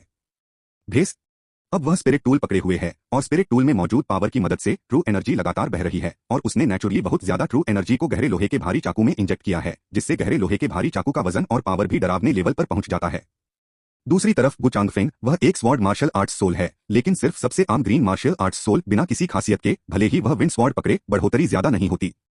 सीधे शब्दों में कहें तो यह भी एक हाथ में पकड़ा जाने वाला स्पिरिट टूल है, लेकिन स्पिरिट टूल से लिन जिन की ताकत में बढ़ोतरी बहुत ज्यादा है, जबकि गु चांगफेंग के लिए बढ़ोतरी बहुत कम है। घर के पास जियाओ यी को थोड़ी देर सोचना पड़ा। सीन पर लड़ाई आखिरी स्टेज में पहुंच गई है। गु चांगफेंग, मुझे लुढ़कने दो, लिन जिन ने ठंडे स्वर में चिल्लाया, भगवान को मार डालो। गु चांगफेंग ने रोकने की कोशिश की, लेकिन वह स्टेज से नीचे गिर गया, बिना किसी विरोध के। पफ, गु चांगफेंग के खड़े होने के बाद उसने फिर से खून की कुछ घूंटें उगली, ऐसा लग रहा था कि उसे कोई गंभीर चोट लगी है।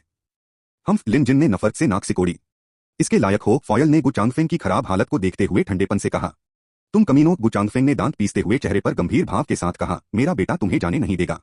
दूसरी तरफ जियाओ यी ने चुपके से सिर हिलाया, बहुत बढ़िया, लिन जिन उस तरह के इंसान हैं जिनका कल्टीवेशन लेवल ऊंचा होता है और ताकत में भी ज्यादा बढ़ोतरी होती है।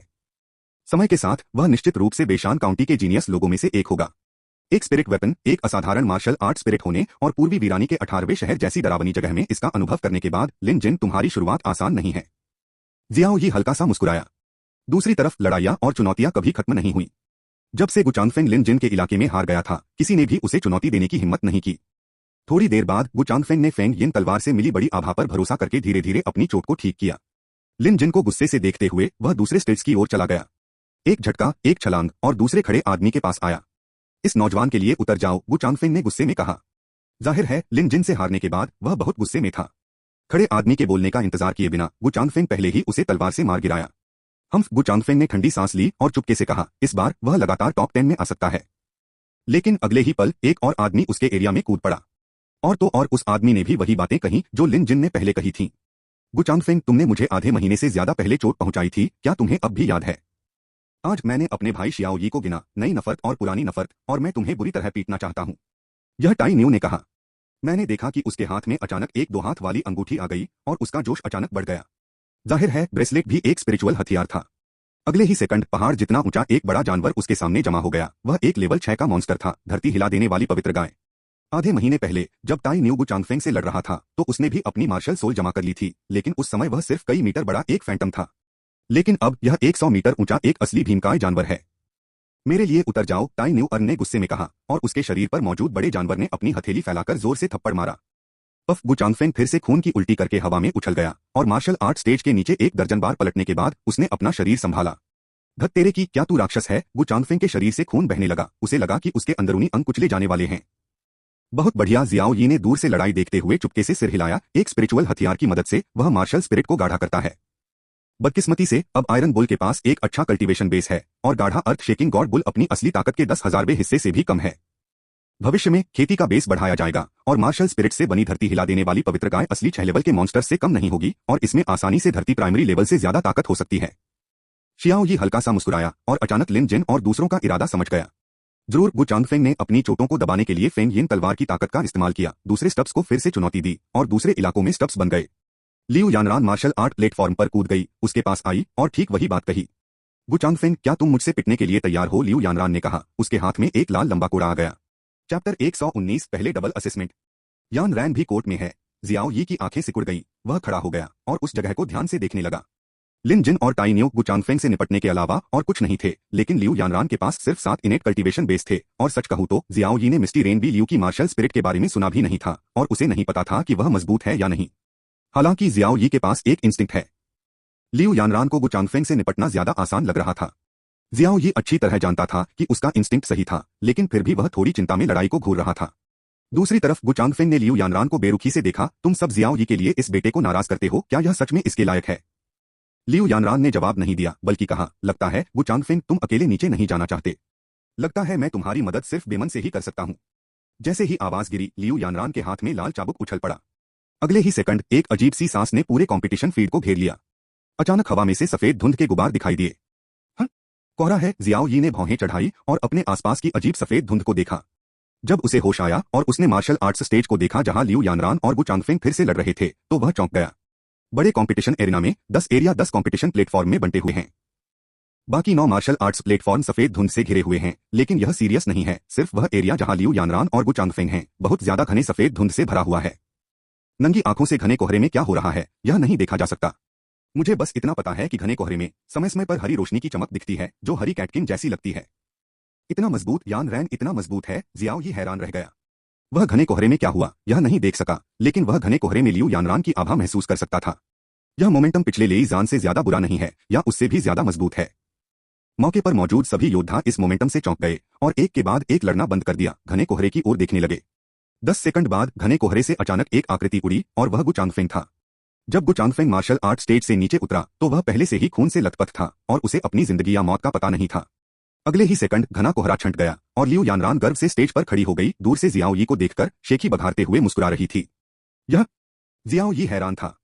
वह जानता था कि लिू यानरान कमजोर नहीं है, लेकिन उसने कभी नहीं सोचा था कि वह इतनी मजबूत है। इसी समय एक आदमी अचानक उसके एरिया के नीचे कूद गया, लेकिन स्टेज पर नहीं आया। वह किन फेयांग था जो स्टेज के ठीक नीचे था। अरे जियाओ यी, किन फेयांग ने असहज होकर कहा, हमने लिन जिन से बातचीत की थी, लेकिन हमने खेला नहीं। हमने बस गुचांगफेंग के खेलने का इंतजार किया, फिर हमने उसे चैलेंज किया। गुस्सा निकालना एक बार में ही सीख जाता है, लेकिन मुझे उम्मीद नहीं थी कि यानरान इतना जबरदस्त होगा और उसे एक ही बार में हरा देगा। मैं अभी तक लाइमलाइट में नहीं आया हूं और मेरे पास उसे परेशान करने का कोई मौका नहीं है। जियाओ यी मुस्कुराया और खुद से कहा, ये 3 लोग, मुझे भी चैलेंज करना है और अपने हाथ दिखाने हैं, लेकिन तुम बस ऐसे ही नहीं आ सकते। आखिरकार किन फेयांग ने जोर से वार किया और दूसरे स्टिल्स वाले एरिया की ओर बढ़ गया। शियाओ यी को छोड़कर बाकी 9 एरिया में लड़ाइयां लगातार चल रही हैं। उनमें से लिन जिन, टाई न्यू और लिू यानरान के बीच की लड़ाई सबसे रोमांचक थी। जिन योद्धाओं ने उन्हें चैलेंज किया वे बिना किसी अपवाद के एक चाल से हार गए। बेशक इन तीनों का दूसरे योद्धाओं से बहुत लेना देना है। असेसमेंट के पहले राउंड में, क्योंकि असेसमेंट पास करने के लिए सिर्फ एक निश्चित स्कोर की जरूरत होती है, इसलिए उन तीनों ने अपनी ताकत को बेमतलब तरीके से छिपाया। असेसमेंट के दूसरे राउंड में राउंड दर राउंड चुनौतियों का सामना करने के लिए वे तभी पूरी तरह से काबिल हो सकते हैं। शियाओ यी हमेशा से जानता था कि उनमें छिपी हुई ताकत है, लेकिन उसे उम्मीद नहीं थी कि उनकी असली ताकत उसकी असली उम्मीदों से इतनी ज्यादा होगी। तीनों लोगों का कल्टीवेशन बेस ज्यादा नहीं है, सिर्फ 7वें और 8वें इनेट में है, लेकिन मार्शल आर्ट्स बहुत जबरदस्त हैं, खासकर लिू यानरान का मिस्टी रेन और बिलियू, जिसके बारे में मैंने कभी नहीं सुना, और यह बहुत रहस्यमयी है। स्पिरिट वेपन की पावर बढ़ने के साथ उन तीनों की असली ताकत पूरी तरह से हाफ स्टेप डोंगक सुआन तक पहुंच गई है। लेकिन ये तीनों लोग बेशान लिस्ट में नहीं हैं, जो थोड़ा अजीब है। हालांकि तीनों लोगों की शरारती पर्सनैलिटी और जबरदस्ती करने की बेपरवाही के बारे में सोचना भी हैरानी की बात है। एक दिन बाद 500 योद्धाओं ने बहुत सारी लड़ाइयों, चुनौतियों या चुनौती दिए जाने का अनुभव किया। आखिर में 10 लोग कंपटीशन के स्टेज पर खड़े हुए, कोई भी उन्हें हिला नहीं सका और टॉप 10 को रिलीज किया गया।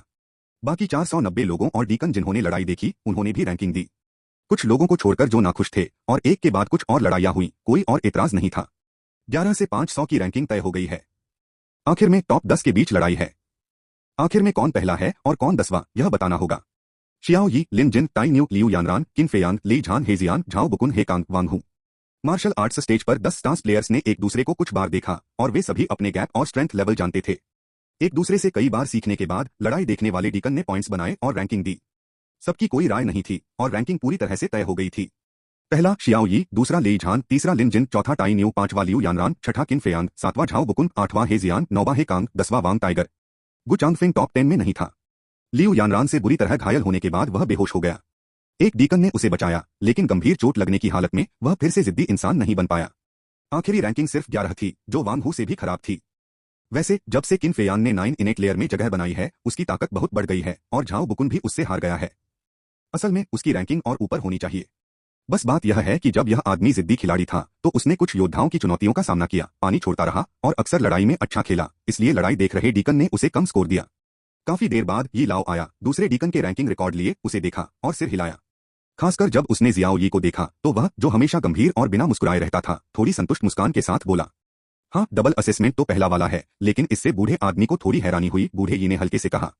बूढ़े जी ने तारीफ की। जियाओ यी ने जवाब दिया, न तो विनम्र और न ही विनम्र। यी लाओ की बात करें तो वह असेसमेंट के दूसरे राउंड के ठीक बाद चला गया। जो लोग लड़ाई देख रहे थे वे आम डीकन थे। जब तक सारी लड़ाइयां खत्म नहीं हो गई वह वापस नहीं आया। सोचने पर स्काई स्प्लिटिंग स्वॉर्ड सेक्ट में उसका ऊंचा रुतबा होना चाहिए, इस आम देखने और स्कोरिंग से उसे निपटने की जरूरत नहीं है। या शायद वह ऐसा इंसान है जिसे मजे में शामिल होना पसंद नहीं है। इस समय यी लाओ की आवाज फिर से सुनाई दी, सबसे पहले आप 300 लोगों को स्काई स्प्लिटिंग स्वॉर्ड सेक्ट के ऑफिशियली शिष्य बनने के लिए बधाई। असेसमेंट के दूसरे राउंड में सिर्फ टॉप 300 चुने गए और अभी भी सिर्फ 300 लोग ही चौक पर खड़े हैं। बाकी 200 लोगों को पहाड़ के गेट से बाहर भेज दिया गया है। इस साल स्काई स्प्लिटिंग स्वॉर्ड सेक्ट के असेसमेंट में हिस्सा लेने के लिए 10,000 से ज्यादा योद्धा आए हैं, लेकिन अब सिर्फ 300 लोग बचे हैं। कोई सोच सकता है कि एलिमिनेशन रेट कितना ज्यादा है।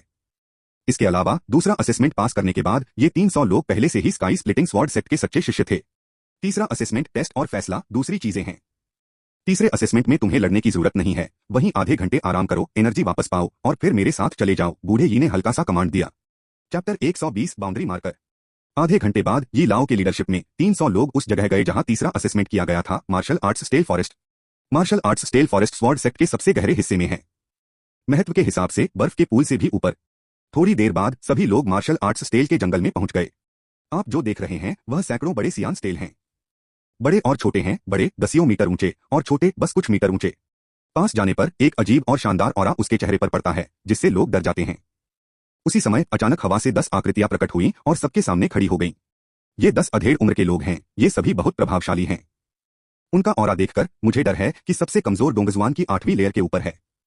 यी लाओ 10 लोगों के आने के बाद उन्होंने यी लाओ को इज्जत से सलाम किया। हाँ, एल्डर यी ने सिर हिलाया, फिर मुड़कर सबसे कहा, ये 10 तलवार स्कूल के इनर डीकन हैं।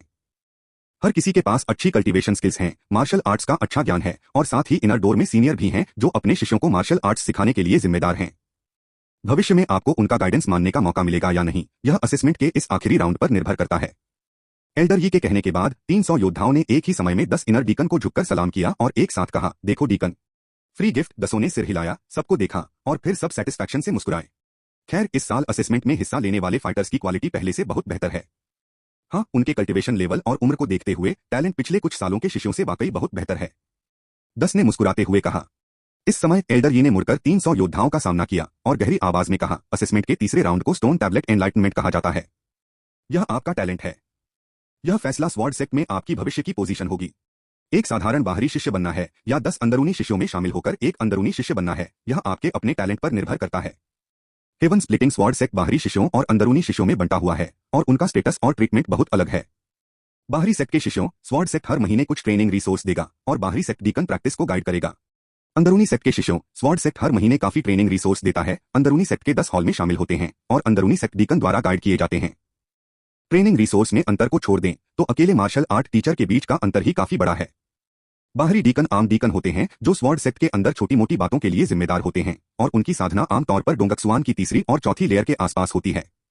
जहां तक अंदर के डीकन की बात है, सबसे कमजोर साधना बेस डोंगक्सुआन एटफोल्ड है।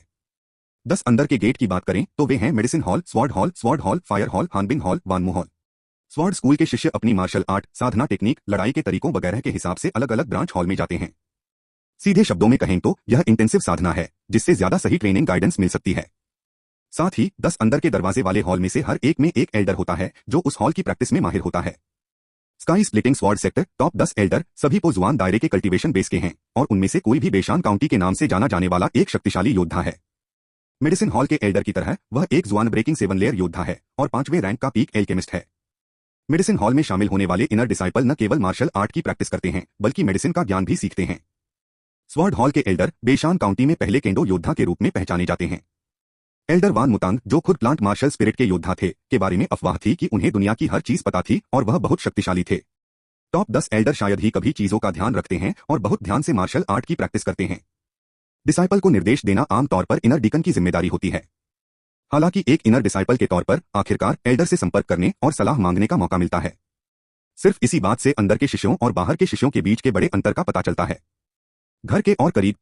स्वर्ग विभाजन तलवार संप्रदाय के 10,000 से ज्यादा बाहर के शिष्य हैं, अंदर के शिष्यों की हर क्लास में सिर्फ कुछ दर्जन लोग हैं, और 10 क्लास की कुल संख्या सिर्फ कुछ 100 है। यह सोचा जा सकता है कि अंदर का शिष्य बनना बहुत मुश्किल है। जो लोग शामिल हो सकते हैं वे सभी जीनियस के जीनियस हैं। इस समय एल्डर यी ने सैकड़ों सियान पत्थर के स्तंभों की ओर इशारा किया और समझाया, यह जुआंजी स्तंभ है जो इसे स्काई स्प्लिटिंग स्वॉर्ड सेक्ट के बुजुर्गों ने तराशा था। हर टुकड़ा एक बुजुर्ग के जीवन का साधना ज्ञान है, या मार्शल आर्ट की तकनीकें, या प्रैक्टिस का अनुभव। यहाँ कुल 118 नीले पत्थर के स्टेल हैं, जो 118 पूर्वजों द्वारा छोड़ी गई मार्शल आर्ट की दौलत हैं। जो लोग बहुत टैलेंटेड नहीं हैं, वे जुआंजी स्मारक के कंटेंट को शायद ही समझ पाए। भले ही आप टैलेंटेड हो, हर प्रोफाउंड रियल स्मारक का कंटेंट अलग होता है। आप अपने लिए सही तरीका चुन सकते हैं और उससे फायदा उठा सकते हैं या नहीं, यह आपके अपने मौकों पर निर्भर करता है। आखिरकार एल्डर यी ने हाथ हिलाया और कहा, कहानी यहीं खत्म होती है, मुझे स्टेल्स के जंगल में जाने दो। स्काई स्प्लिटिंग स्वॉर्ड सेक्ट के हर असेसमेंट का अपना मकसद होता है। पहला टेस्ट एडेप्टेबिलिटी को मापता है, दूसरा टेस्ट पर्सनल स्ट्रेंथ को, तीसरा टेस्ट टैलेंट को। लचीलापन योद्धाओं की तो बात ही छोड़िए, आम लोगों में भी होना चाहिए, इसलिए इसे पहले असेसमेंट में रखा गया है। इसका वजन सबसे कम है। पर्सनल स्ट्रेंथ जाहिर है दूसरे असेसमेंट में रखी गई है, उसके बाद वजन। तीसरे असेसमेंट के तौर पर टैलेंट का वजन सबसे ज्यादा है, और यह स्काई स्प्लिटिंग स्वॉर्ड फैक्शन के डीकन का सबसे जरूरी पहलू भी है।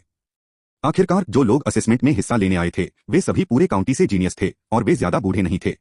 कमजोर एडेप्टेबिलिटी और ताकत की कमी ठीक है, लेकिन सिर्फ talent. Sky splitting sword group सिर्फ जीनियस लोगों को लेता है, औसत दर्जे के लोगों को नहीं। 300 योद्धाओं को मार्शल आर्ट स्टेल के जंगल में लाने के बाद लाओ यी मुड़ा और चला गया। उसने एक शब्द भी नहीं कहा और न ही 10 अंदर के डीकन को नमस्ते कहा। वह एक पल में गायब हो गया। 300 योद्धाओं की बात करें तो वे जुआंजी स्मारक पर कंटेंट देखने के लिए इंतजार नहीं कर सकते थे।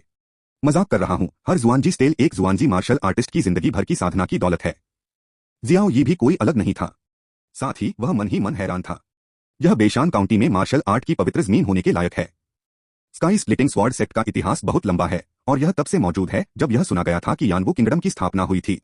लंबे सालों में 118 जुआन ब्रांचिंग मार्शल आर्टिस्ट थे, जो यह देखने के लिए काफी है कि इसका बैकग्राउंड कितना गहरा है। जैसे हर कोई पत्थर का इंतजार कर रहा है स्टेल। अचानक एक योद्धा को जोर से उल्टी होने लगी। थोड़ी देर बाद कुछ लोग तो जमीन पर ही बेहोश हो गए। क्या बात है, लिन जिन चौंक गया। मुझे थोड़ा चक्कर आ रहा है, किन फेयांग ने शक से कहा। सावधान रहना, जियाओ यी ने त्योरियां चढ़ाई और गंभीरता से कहा, स्टेल पर कुछ पाबंदियां हैं जो हमारे दिमाग और सोच पर असर डाल सकती हैं। यह एक अंदाजा है, हर किसी के लिए प्रोफाउंड रियल मॉन्यूमेंट को समझना इतना आसान कैसे हो सकता है। हर जुआंजी मॉन्यूमेंट पर एक रोक है। जब कोई योद्धा सीधे पत्थर की पट्टिका पर लिखी सामग्री को देखता है तो उसे चक्कर आएगा, वह अनिश्चित महसूस करेगा और ज्ञान पर ध्यान केंद्रित करने में मुश्किल महसूस करेगा। मार्शल आर्ट स्टेल के जंगल के बाहर 10 अंदरूनी डीकन हल्के से मुस्कुराए। प्रोफाउंड रियल मॉन्यूमेंट को समझना इतना आसान कैसे हो सकता है। रोग के असर में कोई भी अस्थिर हो जाएगा। ज्ञान में सफल होने के लिए किसी में बहुत ज्यादा सहन शक्ति, दिमाग और समझ होनी चाहिए। यही समय है अपने टैलेंट को सच में परखने का। पहले के तरीके के हिसाब से ज्यादा 15 लोग ही असेसमेंट पास कर पाते हैं। मुझे नहीं पता कि यह साल कैसा रहेगा। मार्शल आर्ट्स के स्टेल जंगल में ज्यादा से ज्यादा योद्धाओं की तबीयत खराब होने लगी। जब तक उनकी नजरें गहरी दुनिया के स्मारक पर टिकी रहेंगी, उन्हें चक्कर आते रहेंगे। सब पकड़े हुए हैं। नतीजा यह हुआ कि चक्कर आने से सिर में तेज दर्द होने लगा और उन्हें अमानवीय यातना झेलनी पड़ी। जियाओ यी और बाकी सब गंभीर हो गए। सावधान रहो, जियाओ यी ने गंभीरता से कहा, अगर तुम इसे बर्दाश्त नहीं कर सकते तो इसे मत पकड़ो, बस इन स्टेल्स को मत समझो। हाँ, लिन जिन के चारों ने सिर हिलाया और फिर अपने लिए सही कोई रहस्यमयी स्मारक ढूंढने निकल पड़े। अगर यह तुम्हारे लिए सही नहीं है तो इसे पढ़ने में समय बर्बाद करने की कोई जरूरत नहीं है। जियाओ यी जल्दी नहीं चला और उसी समय उसकी नजर गहरी दुनिया की गोलियों पर पड़ी। हाँ, जियाओ यी अचानक रुका और कई दसियों मीटर ऊंचे एक रहस्यमयी स्मारक के नीचे रुक गया। द जुआंजी स्टेल बड़ा या छोटा हो सकता है, और यह जितना बड़ा होगा यह साबित करता है कि रिकॉर्ड किए गए एल्डर का कल्टीवेशन लेवल ज्यादा मजबूत है और कल्टीवेशन का ज्ञान ज्यादा है। यह जितना छोटा होगा इसका उल्टा होगा। यह एक एल्डर है जो हस्तरेखा कौशल में अच्छा है और उसकी कल्टीवेशन को जुआन 9वीं लेयर तक पहुंच गई है। दुर्भाग्य से यह मुझे सूट नहीं करता। जियाओ यी ने अपना सिर हिलाया और चलता रहा। अगर यह आपके लिए सही नहीं है तो यह समय की बर्बादी होगी। आमतौर पर अगर किसी की अपनी मार्शल आर्ट इन गहरी दुनिया की यादगारों के ज्ञान से मेल खाती है तो इसे समझना आसान होगा। इसके अलावा वुहुन रैंक जितना ऊंचा होगा इसे समझना उतना ही आसान होगा। अब काफी देर बाद जियाओ यी फिर रुका। उसकी आंखों में खुशी थी। उसके सामने बने रहस्यमयी स्मारक पर एक बुजुर्ग का ज्ञान लिखा था जो तलवारें बनाने में माहिर था। यह बुजुर्ग पो जुआन 9 रिकल्टिवेशन बेस पर था और उसकी तलवारबाजी उसकी तेजी के लिए जानी जाती थी। उसके हाथ में तलवार बिजली की तरह तेज है, लेकिन गरज की तरह भयानक, खासकर उस समय की विस्फोटक शक्ति जैसे ज्वालामुखी फटा हो, हैरान करने वाली है। एक तलवार चुभी और वह एक पल में दुश्मन के गले तक पहुंच गई। फिर एक पल में शक्ति का विस्फोट गति से भी ज्यादा डरावना था। ज़ेंग यिजियन ने उसी राज्य के एक 9 लेयर वाले योद्धा को मार डाला। बहुत बढ़िया, यह तुम हो। जियाओ यी की आंखें चमक उठीं और वह इस रहस्यमयी स्मारक को समझने लगा।